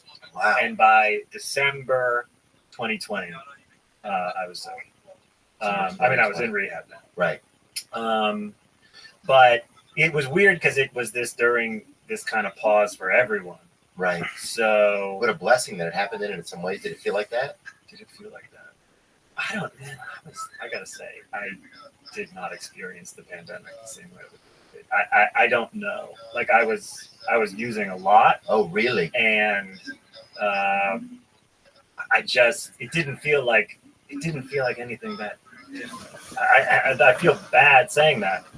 Yeah, I mean, you feel very bad saying that because you must have been pretty hot. You must have been pretty or into getting high. Yeah, you weren't even doing the pandemic. If you don't know, I'll say this: I didn't know that the nasal swab test hurt until well after I got it. Okay, and then I got one not numbed up by cocaine, and I was like, shit, I went, ah. I used to get them, and I was like, what is everyone complaining? I just don't feel like did you, so cocaine you like? Cocaine, Xanax, Klonopin, Adderall, Percocet, Ritalin, any kind of speed. Oh, so all that speed, huh? Mm-hmm. I would get so scared at night when I was high on cocaine, right? Yeah. That I would be like Googling what can I take with cocaine to go to sleep. And that would take me so many hours. I'd look at so many. There'd be like, you get on these answer sites and people's like, you go to Quora? Brother. Yeah. Yeah, I go to Quora, right? Or whatever that is, right? Yeah. Count down from 60 and you'll be dead. People would say stuff like that. And you're just like, oh my. So you didn't have because that's the thing. I actually, you didn't take any downers. I didn't take any downers. So I would lay there in misery. I would Google, can I go to May I ask, did you know about downers? I guess I knew about them, but I just had never taken them, and I was so scared to mix something with cocaine because it would kill me. That's what I was fearful. That was your worry, yeah. I kind of thought if I didn't have the right balance, I was more like, if I don't have enough in the right amounts, then something bad could happen. But as long as I'm balancing Coke and Adderall with Xanax and Klonopin, I'll be just fine. I remember I walked into my intervention. I'd just been to my drug dealer's apartment, and I finally got the right balance. One pocket, all Adderall and Coke. One pocket, all Xanax. And I was like, I have done it. I reached equilibrium. Open the door. Bunch of people. Yeah. It's okay, though. Were you high when you went to your... yes, but I was insisting that I hadn't used drugs in days. I went, look, I am sober right now. Look at me. I am sober right now. I kept saying. And were you good enough to convince those people that you were? No, I was pretty strung out by then, so it didn't. I could present really well for a long time. Yeah. But I reached a point where it was just off the rails. I'm seeing that about you. You're a very good presenter. A doctor at rehab was like, it scares me how good you are at presenting like everything's fine. Wow. Yeah. So were you, when you got sober a year ago tomorrow, were you busy with all this shit you do? I was in my garage, and I was just miserable. I wasn't even using drugs, really. I was drinking some. I was burnt out and exhausted, but I just had no program. Yeah. And I was like, literally, I was just crying to my brother. I was like, man, I just can't live. I just can't live like this. And I know it sounds like such a weak thing to say, but that's just where my mind was, you know. What do you mean? What's that a weak thing to say? I don't know. There's something about it when you look and you know that you have food and you have shelter, to be in a space where you're to feel like something is wrong with you that you can't fix, I guess. Or if you're just someone who likes to have control and thinks you manage well and you're capable. There's some real thing that feels like almost weak. And I'm not saying it is weak, but it feels weak sometimes to be like, something's wrong with me and there's nothing I can do about it. I felt like something's so wrong with me that I've overrided, because we're designed to survive. I'd overrided the desire to survive. Like when you're when you want pills and drugs more than you inherently want to make it through the day, that's some weird reverse evolutionary shit. Yeah. For your brain to basically be able to run the scenario and go, we haven't slept in 4 days. We chain smoke. We eat Sour Patch Kids. We never drink water. We're blowing tons of coke. This isn't going to last. And you go, I think we're going to keep it. I think we're going to keep it. So you were deep in. How'd you get so deep in? Because I don't think anyone would look at you and think this is the coke guy. Good. That was the whole thing. I mean, I certainly tried to talk about it on stage as having had like a drug and alcohol problem, but it just, I don't know. It didn't. Something about me seems. So to me, it's like, well, of course, the guy that seems like he has it all together has the problem, because that's just like how life is. That's Texas. Yeah, it's almost like it's textbook. Yeah. But that's I don't put that on other. I don't put that on you to be like, how come you didn't see it then? Because I really thought that I was doing life. I was able to achieve it life with the drugs, as opposed to in spite of them. It took me a long time over the past couple of years to realize that I did well at what I do in spite of drugs, not because of them. Wow. Yeah. Yeah, because it'd be fun. Yeah, from an outsider, I would always look at him and be like, oh, that guy, yeah, drugs would not help that guy.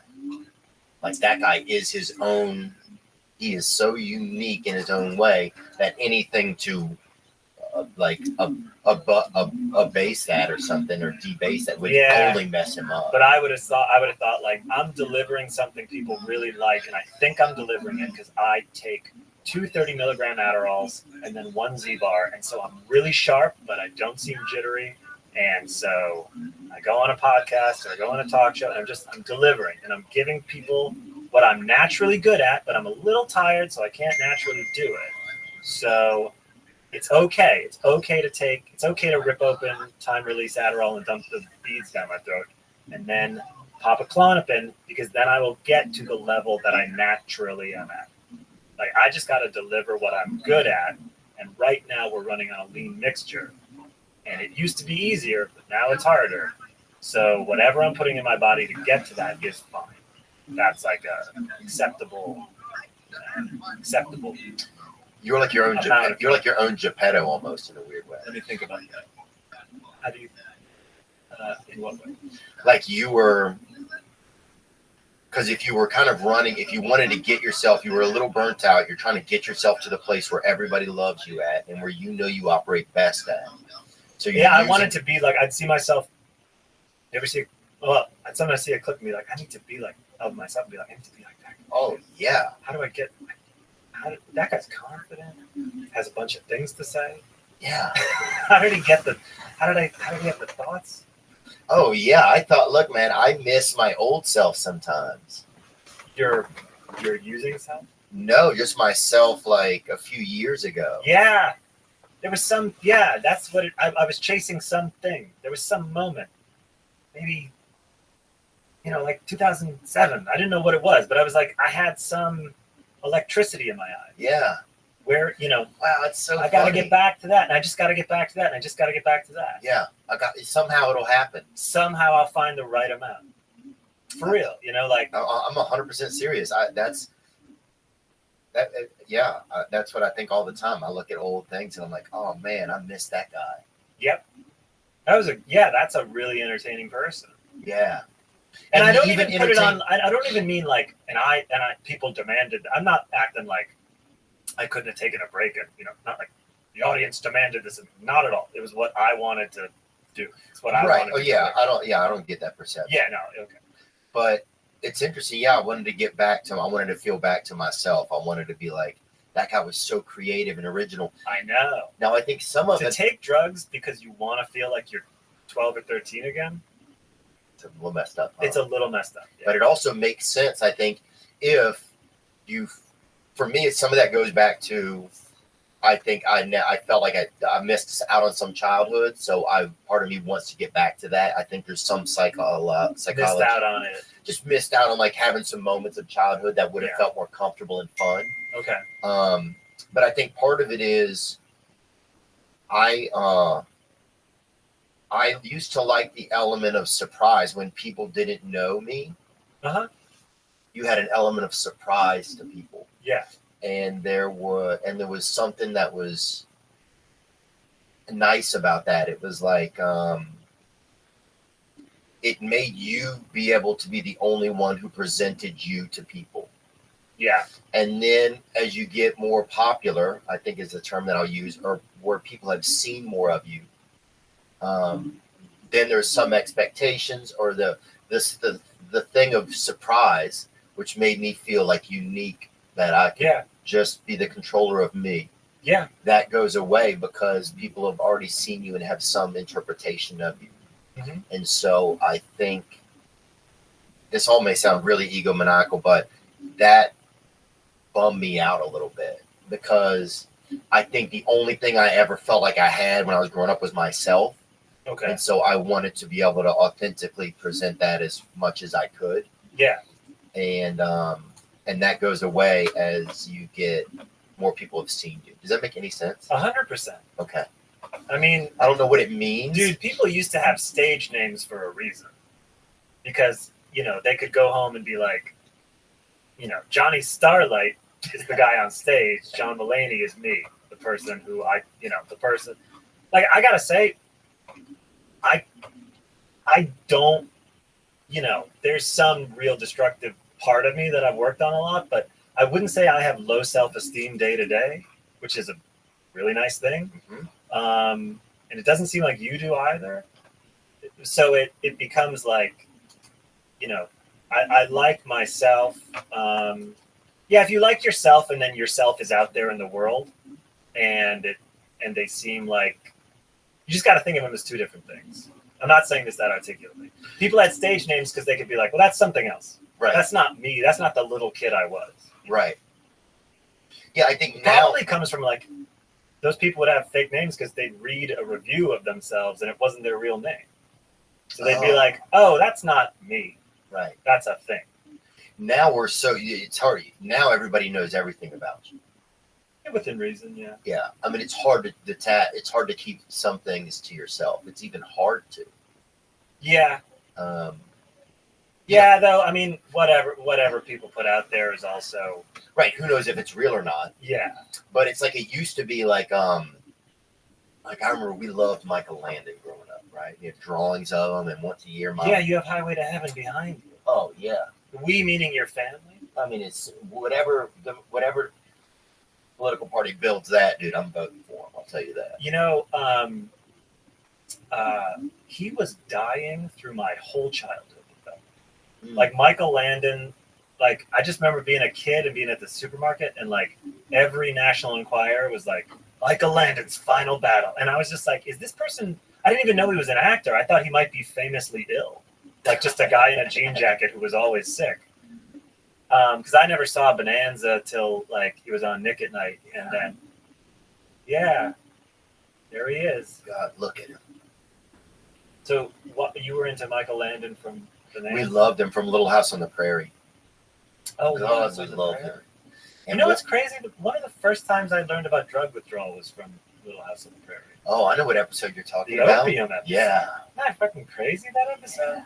I know nothing about Little House on the Prairie, but I saw that once. I think Michael Landon stays up with the kid who's on opium and sweats it out. It's like Basketball Diaries level. It really is. In the middle of whatever the hell else used to happen on that show, Cooking Stew or whatever. Walnut Grove, yeah.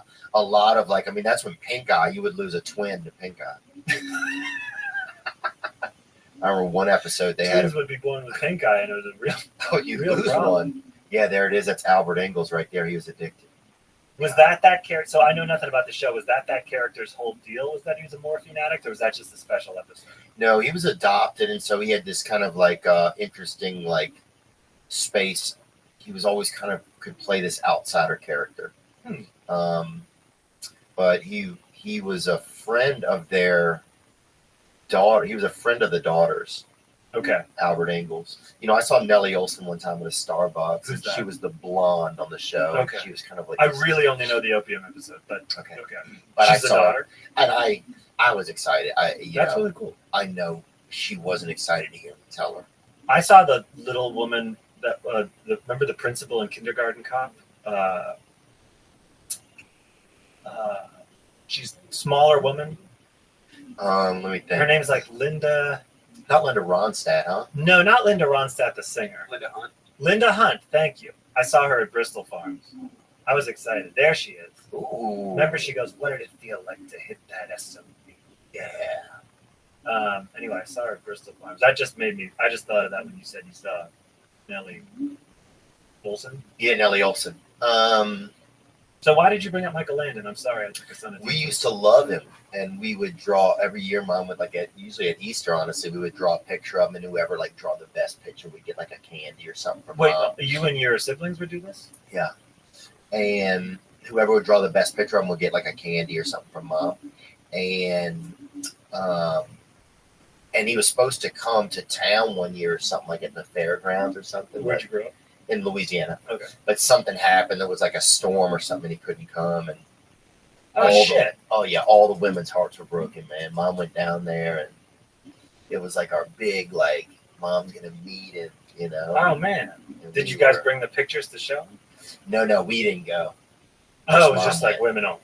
Yeah. Adults only. Michael Landon meet and greet at the county fair. Yeah. And I just remember Mom coming home, and it just was sad. Yeah, for real. But yeah, it just made me think you couldn't know any more about an actor or character at that point. They were almost just their character. And yeah, if you saw some tabloids, you could learn some stuff behind them, but it's hard to even now. I didn't even know about his career. That's how little I knew about Michael Landon. I just thought this man is battling cancer on the regular in all denim. Yeah. I thought Highway to Heaven was, I don't mean this as a joke, not at all, man. I This is thought so Highway to good. Heaven was not a documentary, but it was like he was always dying, and then he had this show called Highway to Heaven, and I just thought they were somehow, I was like, oh, this is just someone we're all watching go through the final stages of life. Yeah. And it turned out he had a big acting career. Yeah. Like this guy's in traffic to get to heaven. Like how long is it Yes, going to take this guy to get to heaven? Yeah. Yeah, we missed. I mean, that was a bummer for us. When you look back, so were you surprised that you were an addict, or did you know you were an addict? I had skin deep self-awareness of I have a drug problem. I love drugs. I like them too much. I don't like them the way other people like them. It's not oh, that was fun. Let's do that again in 2 weeks. Yeah. This was I think plan for the morning should be to get more of that. I knew I liked them more than other people, but no, not to the depths that it was. What do I mean to say? I had a surface level awareness, and I would joke about that and say, oh, I got sober in 2005, which I did, but I slowly got back into pharmaceuticals over the next, 13, 14 years. Prescribed, then not prescribed, or prescribed, then abused, but prescribed, then bought on the street, then everything. Were you buying them off of Craigslist and stuff like that even? No, I always thought that might be common. And it's pressed pills. It's a lot of I have friends that have gotten this was them even there. before I had an awareness that there might be fakes out there like that. Yeah. I definitely bought Adderall a couple times and snorted it and thought, what is this? Yeah. Oh, I bought a whole thing of something one time and did it all, and it wasn't. It wasn't cocaine. No. God. Ugh. And I don't know what it is, and I still imagine one day I'm going to walk past a chemical and it's going to connect a little. Oh, you'll smell it. Or something. You'll smell a chemical and you remember that was what you bought? You'd be like, oh, it was me. Or something, you know what I'm saying? Yeah. No, the realization that I actually had no control over this took a long time. Yeah. That's a hard thing for people to convince. I still struggle sometimes, even if I sit in a meeting, and there's still part of me that doesn't want to say I'm an alcoholic. Yeah. Or an addict. To me, I go, it's more complicated than that. Yeah. You don't get it. It's not that I'm it's not that just that cocaine's addictive and when I do it, I'm addicted. It's a different thing. I use it in a different way, and the way I see it, my relationship with it. It's just.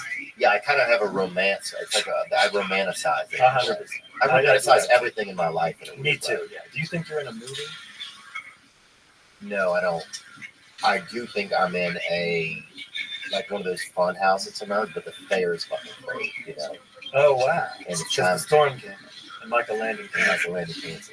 Who's the first famous person you ever met? Michael Landon cancer. Let me check who it was. That's a great question. Probably the DARE officer at our school, but he wasn't like nationally famous, but he was. How famous was he? He was like the biggest guy they ever made in the whole world. And What do you mean? when the car would pull up, like I remember one time he like shot people from the car, couldn't even get out of like the officer vehicle or whatever. He was a huge man. He was a big fella. He was an obese man, And he would come to speak about DARE. yeah. And he got out of the car. But there were tail with him at times he would just pull up and just start popping off, because he couldn't. At some point he couldn't even get out of the vehicle. Oh, so he'd fire from the vehicle and open fire. So he was like, in our area, he was pretty popular. Ronald Reagan, Was his name? no, that'd be crazy. Also happened to be named Ronald Reagan. The first famous, I don't know, there was this, like. Did you see Reagan somewhere? No, but we built the tallest statue of Ronald Reagan in our town. And Whoa. He was supposed to come, and he didn't come. I Wait a didn't minute. realize this. You built the tallest statue of Ronald Reagan in the U.S.? Yeah. Or in the world? 10 foot tall. Look it up. Zachary, please. Tallest statue of Ronald Reagan. Yeah, Reagan. Covington, Louisiana. There you go. Yeah. That's not a bad statue. I thought they did pretty good. You know what I would do if I was putting a photo on this website is I'd show how tall it is. Yeah, it's a great point, actually. And it's supposed to be real bronze, but that's some of that could be a rumor, but. Oh, wow. Well, so, okay. Ooh. Look at the, whoa. Oh, that's nice. That's huge. Yeah, they did a good job. Pistol Pete Maravich was lived in our town, and so his sons went to our school. Were they good at dribbling and stuff? They were good. Yeah. They were good. It's a good movie. It is good. Ian Somerhalder, do you know who that is? That sounds really familiar. He's an actor. Can you look him up, Ian Somerhalder? He went to our school, and he was like the most beautiful guy that ever existed in the world. And he would just come to the first day of school. Oh, yeah. I do know. Oh, that guy's got light eyes like a husky does. Yeah. Like those dogs with the light eyes. Oh, yeah, like Riff Raff would own this guy. But he would come to school the first day just so all the girls knew that he was like in town, and then just go off and be like a supermodel. But he would always come the first day of school. Oh, so then you ditch the rest of it. You used to be like, I exist, and then he would ditch the rest of the year. Yeah, he was like a kind of no dummy. No, he was smart. He knew how to do it. But he was almost too handsome to even exist, kind of, like he was just that Dracula handsome, Yeah. I remember as a kid not realizing that people disliked Ronald Reagan. Like, I remember being like, that's the president, so everyone likes him. Yeah. And then this kid in class, Matt Murphy, he told me Ronald Reagan hates poor people. And I said, no, that'd be impossible. He's the president. He's the best person in the world. Yeah. And I did not have nuanced political views at that time. Yeah. Me neither. I think, if I thought somebody was the president, then they just cared about everybody. Yeah, it was an outlandish charge. Yeah. To go from I was clocking him as best person in the world. Now to find out he especially doesn't care about poor people. Yeah. Morgan Wallen's on tour, and so is Suicide Boys. I love both of them. Jessie Murph is touring. I like her. I like a lot of different bands and performers. Parker McCollum, all of that. And that reminds me, actually, SeatGeek, with over 28 million downloads, SeatGeek is the #1 rated ticketing app. There are more than 70,000 events every single day on SeatGeek, including concerts, sports, festivals, and more. For sports, we got the NBA and NHL season in full swing. For concerts, Morgan Wallen, Drake, Beyonce, look. They put all the tickets across the web in one place to make sure you're getting a good deal at SeatGeek. Each ticket is rated on a scale of 1 to 10, so look for the green dots. Green means good, red means bad. Every ticket is backed by their buyer guarantee, and SeatGeek is the only site that lets you return your tickets ahead of the event with swaps. And I came through for you guys. Use my code Theo for $20 off tickets at SeatGeek. That's $20 off your first purchase with promo code Theo. Make sure you click the link in the description to download the app. You know what's free right now is Gamer Subs. That's it, Gamer Subs. It's the best alternative to traditional energy drinks and sugar-loaded beverages. This is an alternative to those. Gamer Subs GG Energy is a zero-sugar, keto-friendly source of caffeine that gives you the energy you need without worrying about a crash later. No crashing. Gamer Subs has lots of cool flavors like Guacamole Gamer Fart 9000 and Titty Milk and more. That's right. Claiming free samples is easy. Just go to the link gamersubs.gg/Theo Von, which will take you automatically to the free sample packs. That's it. You can get a free sample of Gamer Subs on their website. So for the next 24 hours, if you use code Theo Von at checkout, you will also get free shipping and a custom Theo Von sticker for the first 1,000 people to order the samples. That's right. Go to www.gamersubs.gg/Theo Von and use code Theo Von to get free shipping on free samples for the next 24 hours. I'm trying to think of who was the first famous person that you met. Because you've run in some pretty famous circles now. Well, but as a kid,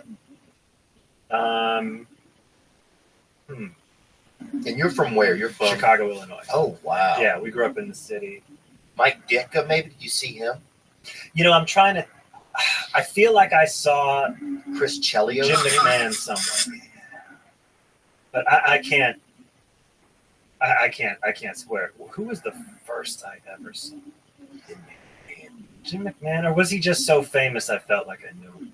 That was a weird thing about growing up in Chicago in the late 80s, early 90s, is I just thought that wherever I was, the best basketball team would be.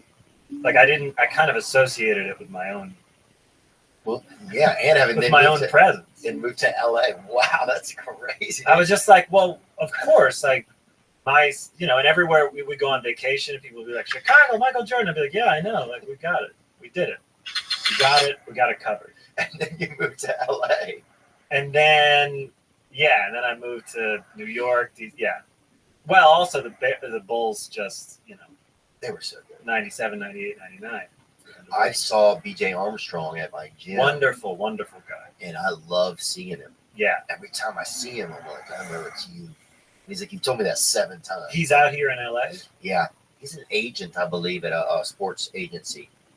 But super nice guy. I think he went to Iowa or Iowa State for college. But I would get so excited seeing him. America loved that team, though. I mean, unless you were like in Cleveland or New York. I met Barkley once, or I met him twice because he hosted Saturday Night Live a couple times. Did he only host once? No, he hosted twice, but I was only there the one time. And I asked him about the Dream Team because with Barkley, like we weren't going to write together. So Tuesday night, the host would walk around the different offices. And Simon Rich, this writer, and I that work together a lot, we just asked him, what was the Dream Team like? Oh, man. If you ever get a chance to go to the Olympics, do it. I was like, okay, I'll make sure to. But he told me, he goes, we would beat those guys by 100 points, and then they'd ask for photos. He was like, it was the greatest time ever of anyone doing anything. That's awesome. Larry Bird was on there. Yeah. Todd Starks. Horace Grant made that team, remember? Yes, he did. 92. David Robinson. Horace Grant failed to move forward. David Robinson. Scottie Pippen. I don't know if Horace made it. No, he didn't. Scottie. Yeah, Scottie Stockton, Clyde Drexler. Yeah. Who always looks 55. Karl Malone. Out of Louisiana Tech, yeah. He went to Louisiana Tech. He did. Christian Laettner was on there. I wonder how interesting that was for him. Christian Laettner? No Bobby Hurley? He always looked like the richest guy in the world. He had like the most. He had it was a haircut. It was just a haircut thing. Yeah.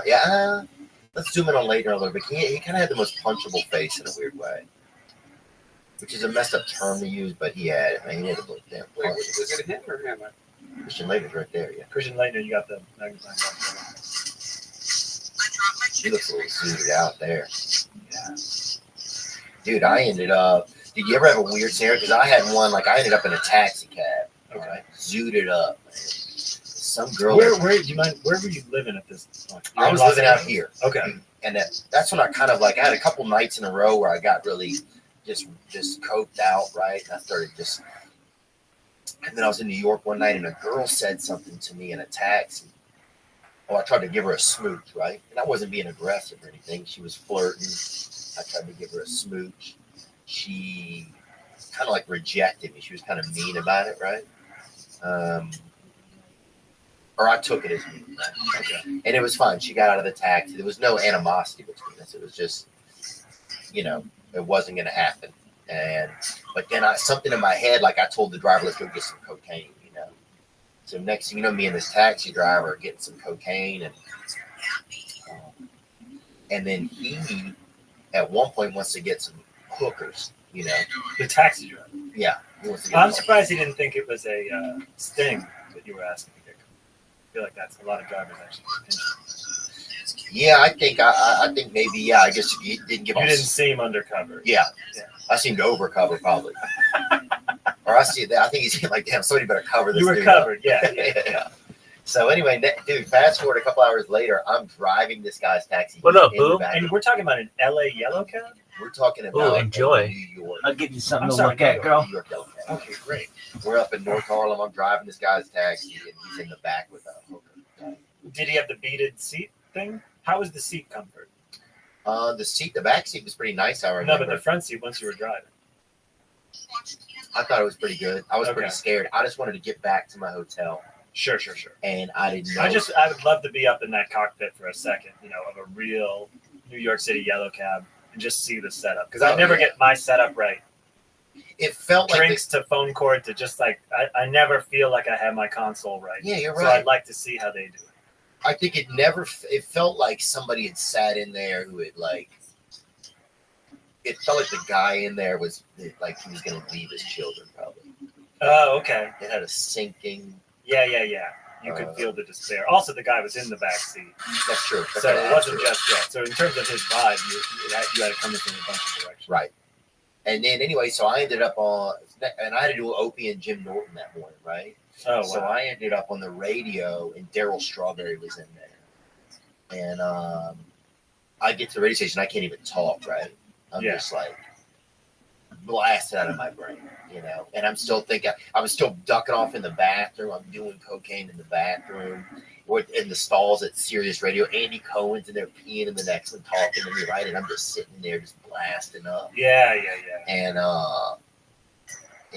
then I would always kill for the single occupant bathroom. Yeah. With the key. Oh. When you got in there, you're like, God. It's your office. Dear God, what won't I blow this line off? Yeah. I got every surface imaginable. From counter to counter. The saddest part was doing some cocaine off the baby changing station. Yeah. I got a joke about that. Do you? Yeah. Just for you. Thank you. But yeah, so that was a night for me when and I saw Daryl Strawberry. He was on the radio station. Oh, you saw Daryl while gacked up? He was the other guest. Oh, wow. So that was a moment for me where everything kind of lined up. Could he tell? No. I don't think. I had on sunglasses, which was weird. I'd been doing well going on this show. Yeah. And I had on sunglasses, and I could barely talk, I remember. Yeah. And that was scary because my only gift I had in my voice, so the only thing in my life I'd had to express myself was my voice. Yeah. And suddenly I couldn't use it. Okay. And you had, your mind, which you now had to use because you were going to be interviewed on the radio. Yeah, and it was real scary. And then also this moment of seeing Daryl Strawberry, someone who I'd always thought was all coked out of his brain. Sure. Because that's all I'd ever heard, right? Yeah. Was the old stories. I didn't know that he was a sober guy and had his deal together. Oh, yeah. I assumed he had his deal together, but I did think he'd be able to spot you still. Yeah, I didn't know what I thought, I think. Okay. Which I don't know if that even makes any sense. But there was some alignment at that moment of like me not having control over my voice, me having a perception of somebody else that was false or something. Sure. And that just lined up. And you hadn't slept and you were on cocaine. Yeah. But Isn't that it lined up crazy? for me that I needed something, whatever that like the what's that thing you type with the colors in it? Kaleidoscope. Whatever the kaleidoscope is that it makes people have to realize that something is wrong. Yeah. Though that was the moment where it was like, Oh, that's interesting. I could see right down. Those things never made me. Those like being in Midtown Manhattan, have a meeting, have a big like production meeting on something. And you could be on Get there half hour late. Desperate to have a cigarette, so like finding an abandoned office and smoking out the window and being almost very much in trouble, and it being really clear. Those moments were so about surviving that hour that I never thought about them with any deeper perspective. I never thought, oh my God, what has my life become? I was just like, it would be easier to take the train. I'd be faster to take the train home to my cocaine, but I can't do coke on the train. So it was all just like figuring out the video game of being a drug addict. It was just a scramble for the present problem. And as soon as that problem was solved, I moved on. I wasn't like, I can't believe, I remember I went into a meeting holding a bottle of Pedialyte because I was not eating anything. I was just drinking Pedialyte, doing cocaine. And I was with people I knew, and we were waiting for other people to join the meeting that we didn't. And I said, if my nose bleeds or if I pass out, it's because I have a sinus infection. Don't worry. And I'll give a signal if I think I'm about to pass out. And then, even to them, I was like, because I'm sick. Right. That's why. Wow. Yeah. Yeah. What's the signal too? I can't remember. Something like I got, Geronimo. That'd be a great thing to say before you pass out and your nose explodes with blood. that covered it well. Or timber. Timber, yeah. Uncle. Yeah, I cried the uncle to all of life. To the gods, yeah. Wow, so people just didn't know, huh? Well, there reached a point where people wondered. Were you getting too big and were you getting too popular that people were even afraid to question you, kind of thing? I don't think so. Right. I don't think so. Because like, I've been very lucky with having an audience that's grown and grown, but you gotta that's a certain level before no one will question. Right. I don't even have that level. I was anymore. on TV sometimes, but I wasn't like, Right. I wasn't Steven Spielberg or something. Yeah. Michael Landon. I wasn't some Michael Landon who a bunch of yes men tell him he doesn't need to show up to the state fair. Did you have a lot of people around who knew about your problem? I have family members. It's like addiction is in my family. Yeah. So there's so I remember I would drive by the AA. There's an AA room down the street from where I stay in Los Angeles, and I would drive by there, even through the parking lot sometimes. And one time, a family member of mine was like, normal people aren't driving through the parking lot of AA meetings to see what's going on, right? So there was something inside of me that wondered, and the biggest thing for me is trying to keep my emotions sober. Like, I wasn't insane. Like, I definitely partied some. I don't drink because I'm afraid if I have a beer, I'm going to go get cocaine. I've never had a drinking problem. I'm going to take one sip, and then it just gives me an excuse to get coke, right? Mm-hmm. But mine was just always like thinking something was wrong with me. I've always felt like something, like there's a to-do list that I never even wrote. Yeah. That I'm responsible to do.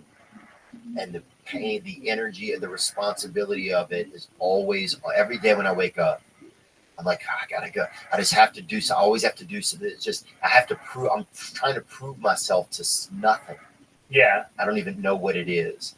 So that was something in my life that made it tough. That just exhausted me, So a lot of my stuff came from that kind of thing, like just feeling inferior, trying to always make, like I'd fall in love with a girl, and then if I got a date with her, the second I did, there was some other girl. It was like I always needed more. I always needed something else. There was always a missing piece to me being okay. Yeah. And there was never a piece I could find that was going to make it, that would fit.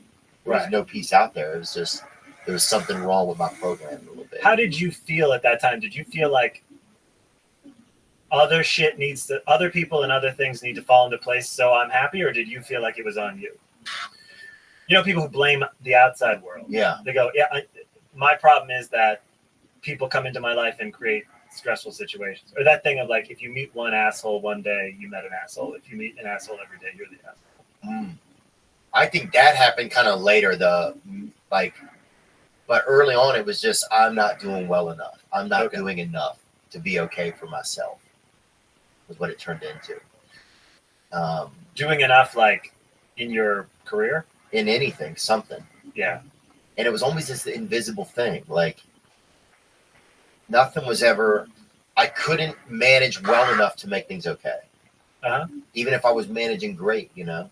And I couldn't enjoy, I was never enjoying myself. I was always caught up, how can things be different or better, or, you know.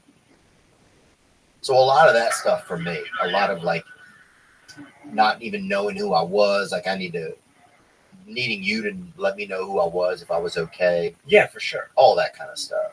So the drugs was just, I think, I like drugs because I like cocaine because I could feel how I wanted to immediately.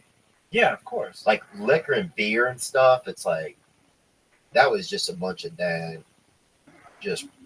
yeah, it postpones shit. Yes, I wanted the express train. I wanted to feel how I wanted to feel right now. Oh my God, yeah. But then I would end up being by myself looking at pornography, you know, just geeked out, looking at hookers. Just, it always devolved into some weird space for me too. And you're chasing I mean, people say you're chasing the first time you did cocaine. I don't think that's true. You're just chasing you're chasing the first line that night. Oh yeah, and if I think about doing cocaine, say if I think about it, right? I think I'm at a party, right? There's somebody, you open a cabinet, there's some tits in there for some reason, right? It's a party, you know? And somebody has some cocaine. If I do some in this hypothetical situation, the next thing I think about doing is another line of cocaine. Oh, of course. I don't think about enjoying the party. I don't think about if, you know. No, I think about getting a bag. I mean, I just go, okay, well, all right, now we need a bag of this, and fewer people that know about it, the better. Yeah.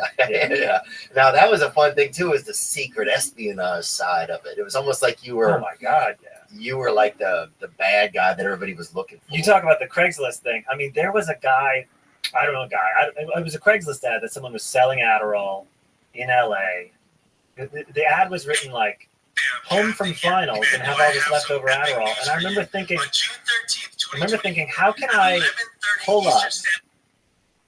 And I was like, how will I know if it's a sting? And also, I kept thinking, like, this is a pretty low stakes sting for the LA County Sheriff's Office to be behind. Like, to want to meet in a recreational park to sell someone 10 Adderall. It's a lot of manpower. Yeah. On a pretty small movement. And then I thought, will it help or hurt that I'm a little famous? Like, when I pull up, will it be more like that will I be more noticeable, or will that become a distracting thing? Right. Like, officers, I'm just, you know, of course it's not me. I don't know. Man, you paint so many great scenarios. I was so late. The funniest thing was I was so late to meet drug dealers because I was a cocaine addict. So everything was always running. And I had a dealer in LA who was furious. I mean, she was so angry about the time. She was always like, we don't do, she had some operation with her sons or something. Like, we don't do this. We don't do this. Yeah, it's like a family recipe. It was just like, this is a half hour late. I was like, you gotta understand your clientele. Like, we're not waking up ready for our errands. We're not waking up. Yeah, we've been up. We've been up. You have to go to a bunch of different ATMs. You know that. This is a process. Yeah, I'm on a Pedialyte hotline right now. I'm chugging Pedialyte, and if I yell Geronimo, it means I'm about to pass out. You gotta cut me some slack. Also, LA traffic is a real thing. I thought taking Wilton would save time. I had a dealer once who preferred to deal in front of police stations on the theory that if he got jumped, he would rather be close to police. Oh, yeah. Yeah. That makes sense. I guess so. Wasn't the most fun. It's scary. Yeah, it wasn't a great meetup. But yeah. Oh, the scariest! Like I remember, like this guy would always bring his husky with him, right? So Okay. the husky would come up to the car first, right? And kind of he's like, you know the drill. Pause. Right? That like just up to the window. Yeah, he like you know the drill. Willis is gonna circle the car or whatever. The husky's named Willis, right? So I'd be sitting in there, and I was. What's that drill? What's the husky doing? The husky would kind of come up and just go around the car. You had to keep the windows down. Was it to make sure there weren't other people in the car? I think just to, I think he, the first time he brought the dog in, just sat in the back of the vehicle. Okay. So the dog would get to know your smell, right? Oh, So I think cool. now the dog had like a semblance of, who was who, right? Okay. So Willis would come up and he started smelling, but I was so just gagged up. I was just paranoid, right? And then one time he gets in, man, and he just starts crying. The dog? The guy. The man. The guy. I don't know if I'd have been able to know. Maybe I could have noticed if the dog was crying, but I don't know if I could have. But the man got in and wept, and he started crying. Yeah. And he said his mom had just died. Oh my God. And Did it slow down the transaction? I needed to get that coat. Yeah. So it was like, I remember in my head being like, for 60 seconds, you have to talk about his mom or make sounds that are sad. Sad sounds. So Where's Willis at this point? Willis sitting in the back. Okay. So I just Between you two. Yeah, kind of like We head in there. assumed dog's eyes moving back. Yeah. Yeah. And I just remember just like thinking, just like kind of sad, like, God, that's awful. Just like, oh, That's awful. oh. I remember one of the sounds was like, it was like, oh, like it was almost a little not sad. It was like, oh, that's the worst sound. Oh, you went through your SFX bank and you just hit a weird one. Yeah, A through Z of sad sounds. Yeah.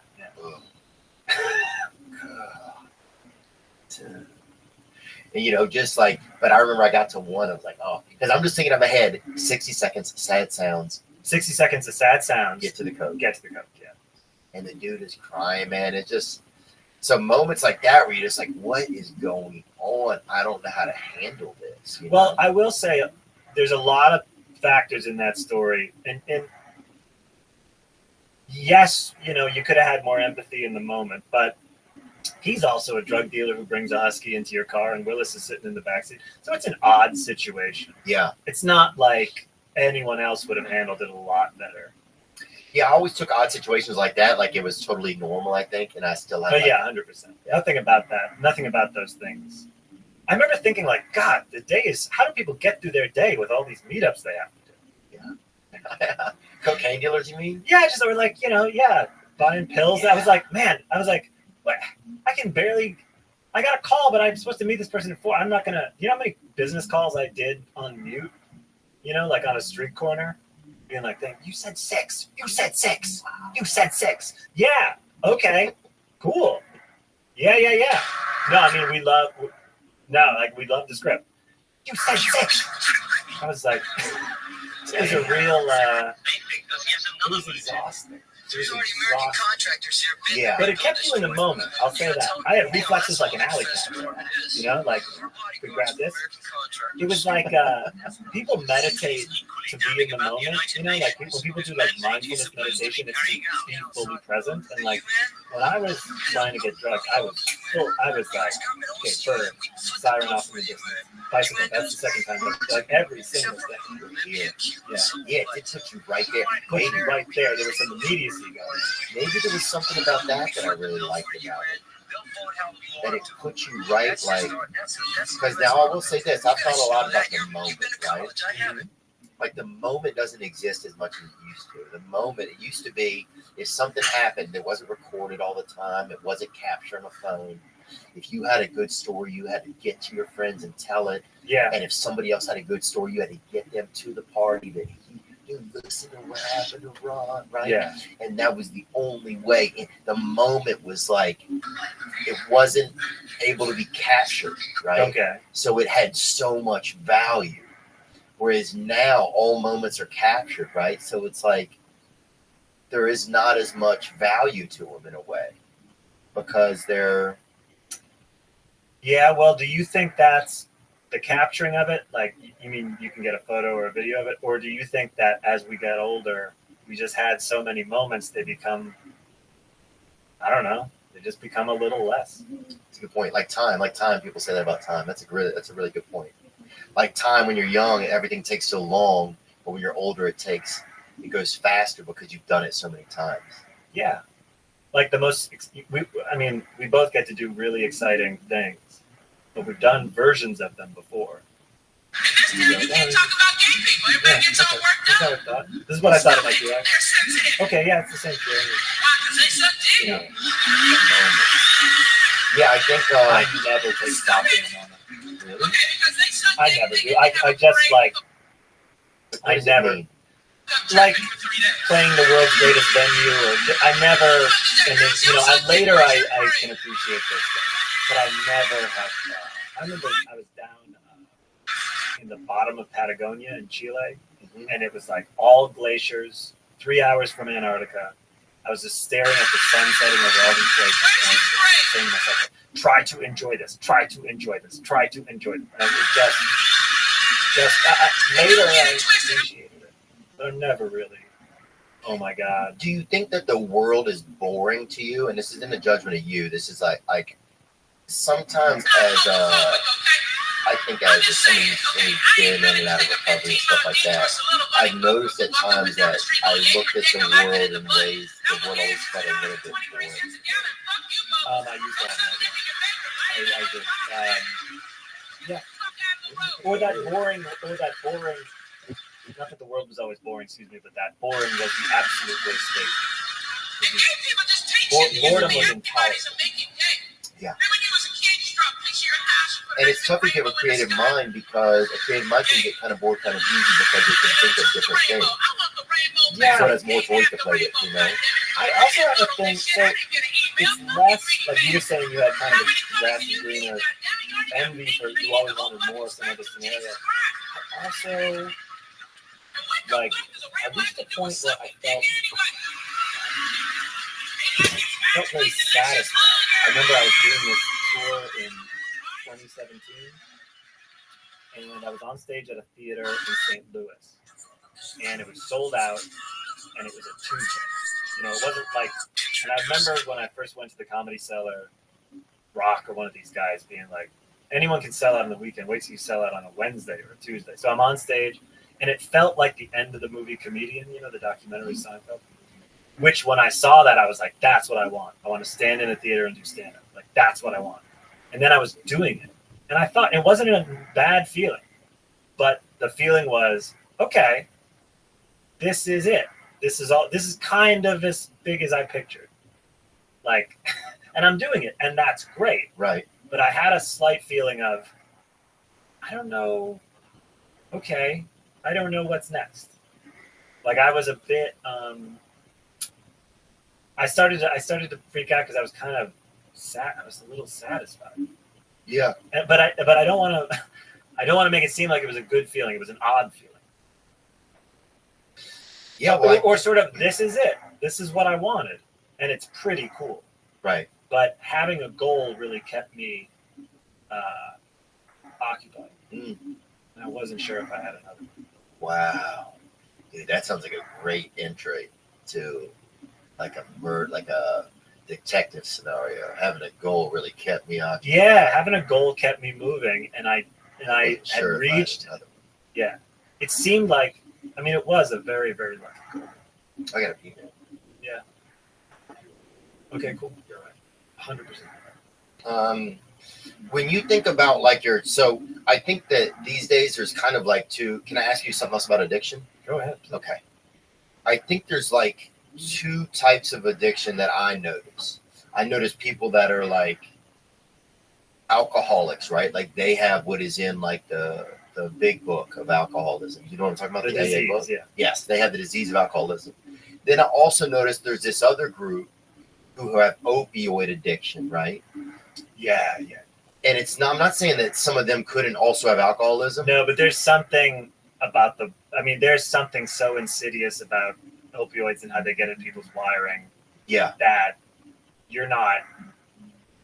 I don't want to get into the whole like willpower and disease, and I know that a lot of people have a lot of feelings about that, all of them valid. But you're not choosing to take that opioid. Like that is science fiction level shit, the way it gets into people's limbic system. And you cannot stop taking it. You are in agony. And is that that just seems like some other there should be a different word for it other than addiction, because I think most people associate addiction. Most people would say like, it's not a choice, but you guys are choosing it a little bit. And I don't know. I really do respect everyone's thoughts on that, because it's a tricky fucking thing. But with the opioid compulsion to take the opioid, or the opioid dependence, I guess, that does feel like something else. Yeah, it's almost like they made a cheat code for your DNA. Yeah, it'd be like if you like handed someone who doesn't like cocaine, you handed them a flower every day with cocaine in it, and they smelled it, they'd eventually want more cocaine. It feels like you're getting into the wiring of people who were just looking for pain management. Right. And we're not looking to feel, some sort of psychological, physical. We're not trying to feel some drugged out feeling. Right. Yeah. We're not trying to change their state of consciousness. Yeah, it's almost like they took into a lab and like, we're going to find some way to trump the system. Yeah, I mean, drugs are already overriding your desire to survive in a lot of cases. And opioids, it seems like 10 times more so. Yeah. Yeah, that's one thing. It's just unbelievable to me. It's like, and how our country lets that kind of happen. Like, how our drug administration, like that. Did you see Dope Sick? I did, yeah. It was excellent. It broke my heart. Yeah. It's just like, you think I think it used to feel like when Reagan was in, right? Back when Reagan that there was never did a thing wrong. Right, but or just whoever. It used to feel like at a time in life, right? And this could be me romanticizing life.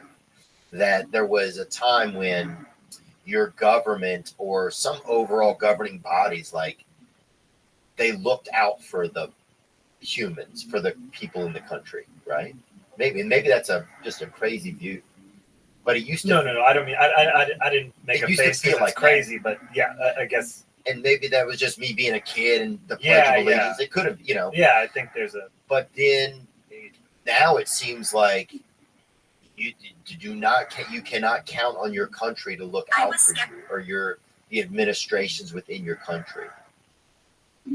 I'd say that that's what I got out of Dope Sick. Kind of, it was like they trumped because they hired people from the Food and Drug Administration to then work on their own board, and they kind of like they made it so they would keep getting these pills like passed, like able to be used. Yeah, well, it's the basic problem that with harmful habits. I know that sounds like a corny way to say it, but with things we do to ourselves, we have a morality play about it. Like, they took opioids for post-surgery, and then they couldn't stop, and they started lying to their doctor, and it very quickly becomes something got set in motion, but you, the user of the chemical, you're kind of the problem. You don't have strong willpower. You would rather be high on an opioid. And there's, again, like, it's a strange thing. Here's how I sort of feel like are drug addicts making a choice when they use drugs? This is a crisis we set in motion, but I don't think we're in control of it at all at a point. I mean, this is because it's a crisis whose timing you can't control. Like the immediacy of drug addiction, you can't predict. You have no power over that. Right. No, it's that we see it as a story of a bad thing you do. Like, I think some people look at Tiger Woods and what up, baby? His pill use is kind of because he had a tragic character flaw earlier in his life, as opposed Excellent, to please do. maybe the guy that has to We'll take- perform at that You take level care and best wishes. might develop a dependence on drugs. I do think people like to read into the dependence on drugs some sort of like You got it, big dog. moral problem. You got it.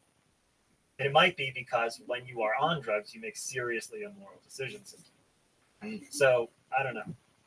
So I don't think the country's ever looked out for it. I think a lot of, I mean, I don't judge people for having a harsh view of addicts. A lot of people have addicts in their lives, and you can't just go, it's a disease, and like it can really, it's very painful to other people. Yeah. Oh yeah. I mean, It's a mess. They're a mess. Yeah. Life's so hard already. Life's like a table piled high with so much shit.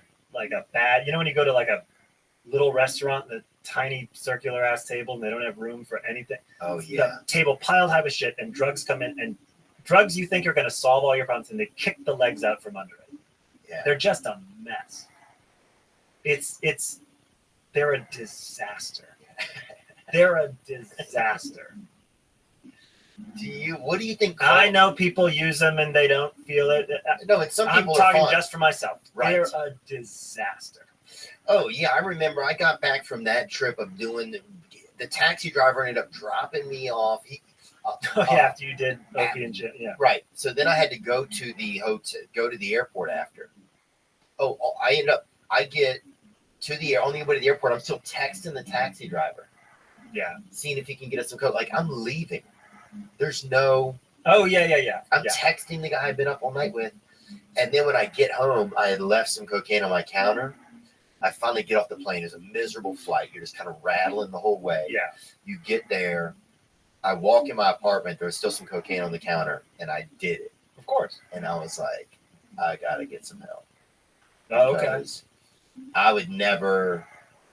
For one, it was part of my career I'd worked so hard for, and then I'm having good opportunities. Like Opie and Jim was an amazing opportunity to be on there, and I was letting drugs were there. It was just like, and if you'd have asked me the day before, would you ever go to Opie and Jim high on cocaine? I'd be like, you are out of your mind. Yeah. So there I was, So it was like, wow, I have no control over this. And then it becomes, who the hell scheduled Opie and Jim when I'm in the middle of that? Are people nuts? You want me to go to Midtown Manhattan to the Sirius satellite radio building and record this? When you were growing up, were you a hard kid for your parents to kind of deal with, or do you think that they? No, I tried to keep my personal life very separate from my family. I Were you really? I didn't want to bring trouble home because that's everyone. I looked at people who would get in trouble a lot, and it's like they'd leave their cigarettes out. They'd tag up their own garage, like whatever. Right. I was just like, leave that shit outside. So you were good at hiding things. I was like a Michael Clayton of bad kids. I was like a fixer. I was like, all right, here's what we're gonna do. He's the fixer? Yeah, have you seen that movie with George Clooney? He's a lawyer who kind of like, I mean, I guess he doesn't fix the major problems in the movie, so, but he's a fix. Yeah, he just is a like, we're gonna get it. There it is. The truth can be adjusted. Yeah, there you go. That should be the tagline for stand-up comedy. A lot of these sound like the titles for specials that you would have. I feel like. Yeah, the truth can be adjusted. John Mulaney. But yeah, do you feel like it was any part of your like childhood that like did you see the like part of your addiction like, or do you not? Is there not a big connection? Yeah, there's. I mean. Is that a weird question? No, not at all. I do what I do, and I don't let it interfere with business, aka in that case, school. Mm-hmm. And I don't let it interfere with my business, meaning 8th grade, freshman year of high school. And I don't bring that shit home. I don't smoke pot in my parents' house. Whatever it was, I took great pride in having a hard separation between my life and my family. Like real mafia like rules. Like we don't talk. I don't bring that home to my family. That's pretty amazing. Yeah, and because it made my life easier not to. Yeah. I mean, I almost got kidnapped twice, and I didn't tell my parents because I thought it was gonna gum up dinner. I just thought it was like, I need to be able to move free around the city. I'm 8 years old. Okay, I got shit to do, and if they think, it's dangerous, this is gonna slow me down. Yeah. That's kind of the voice that comes out sometimes in your material. You'll be telling a story of being 8 years old. You're like, but I need to be able to move free about the city, right? I don't have time for this shit. Yeah, this is the game I'm in, folks. This is the game I'm in, yeah. These are the decisions I've made. yeah. These are the choices we've made. Were you a happy kid? Yeah, I think I was just kind of a loner. I didn't really trust the world, so I got into my own space pretty early. What were your hobbies? I like to collect stuff and hide it under I had 3 shelving unit in my closet. I like to hide weapons under my bed. Did you? Yeah, for home invasions. Oh, yeah. Crowbar, hammers. Yeah, ready to rock. I was on the 3rd floor of our house. And I figured I'd hear. I thought no one in my family was ready. That's what I thought. I saw Cape Fear, the Robert De Niro one.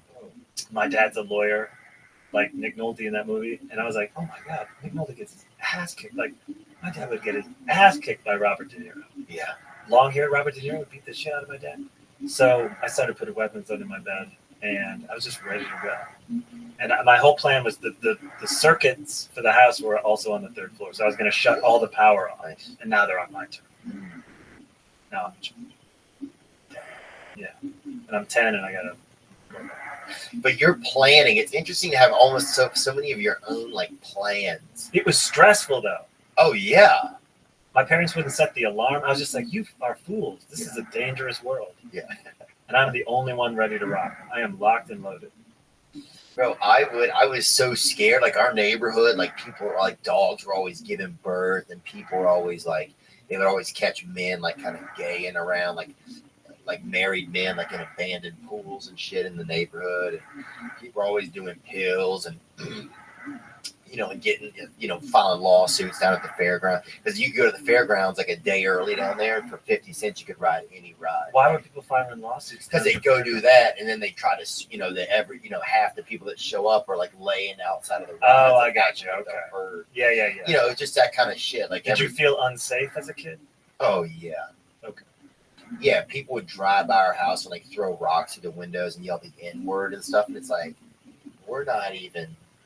It's just that could be very confusing. Yeah. I was like, well, I don't even know. Yeah. What's happening, It was just a scary place, right? And so I remember at night I would, I wet the bed every night. Sure. I'd wet the bed 2 or 3 times a night, and so I'd get up some nights and have to clean the sheets and lay them back down, and then if I did a 3rd time, I wouldn't even have any sheets. What a lonely activity that is. Oh, it was little kid in the middle of the night, just when you're washing your own sheets, just waiting by the dryer and be like, oh, yeah, up all night. No one's, maybe your parents know, but just smoking invisible cigarettes even. Yeah, just I gotta okay, I'll switch them. What a lonely little errand kids have to do. Dude, that probably was one of the loneliest moments of I would say, of my childhood. Not to try to get into self-pity, but it's that was something. It would be man, I hate that I do this because I'm scared. I feel like something's wrong with me, and then I always have to do this by myself. Because it would take it would take a good 20 minutes if you clean your bed up and then put on some other sheets, and then even if you didn't have to go wash them, if you had to wash them the next day or something, but just to make it all clean, get out the condomer, the cleanser, and clean the stuff. But I remember I would look in my closet. I would tie a string from one doorknob to the other. I'd have to look outside of the windows and look at every corner, just making sure. Why would you tie a string from one doorknob to the other? And then I put a couple of J bells on it, a couple of jingle bells on it. Okay. And then you'd hear them if somebody went one way or the other. If someone was coming into your room. Yeah. Okay. So there was just a ton of a lot of fear. I had a ton of fear when I was a kid. I think. Yeah. And then I guess when you're in fear, you kind of fear is kind of a lonely place to be. Oh, it's very lonely. Yeah. So you're always kind of you're the one who's looking out. Yeah. So I think maybe a lot of that kind of shaped how I was when I was young. It's probably what hell is. Oh, Being very, very afraid. that's a good, interesting call. Yeah. There's nothing worse than being really afraid. Really ashamed and afraid as well. Oh, ashamed too. Can you put that in there? Like, Well, if you add to it, like, I'm in this disaster and I'm to blame for it. yeah. Did you have any issues as you got more popular with your own ego? Probably, but because I've noticed those in my own life. You know, it's not a judgment. I'm just curious. No. And I'm not trying. When I say but, I'm not trying to dial it back. Yeah, I mean, ego's kind of a scary thing, right? Because you don't really know where it is. Yeah, I don't know where it is, and you don't know what doses are healthy. You know how some people have like good boundaries? Yeah. And they're like, no, I don't allow this. And you go like, that sounds like sometimes there's a side of me that thinks that boundaries sound stuck up. Like that doesn't work for me. I don't allow 100 people to crash on my floor out of nowhere. You know? And I'm like, like I always that didn't really make sense, my example. No, like I let me think about that. I feel like I'm rambling right now. It's my ego, for sure. Like, did you feel like once you achieved like some level of success, like, do you think success was your driving force? Like, what do you think kind of was some of your driving force to do stand up and to entertain? Like, where do you think that kind of comes from for you? Is it a necessity? Is it a desire to be seen as a creative? Is it, what do you think? Do you have any thoughts on it? I have many. I'm trying to think of a semi-interesting answer. Yeah, I wanted people to say that guy's the best at what he does. Wow. Me, even if it's 10 people. Right. I wanted some people to go he's the best at what he did. My dad's a very successful guy and very, very smart, very. He had stature to me.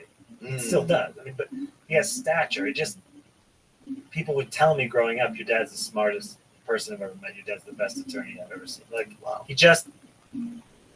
I wanted stature from a young age. That makes sense. Which is a strange thing, because what does that mean? That means you've already accomplished things?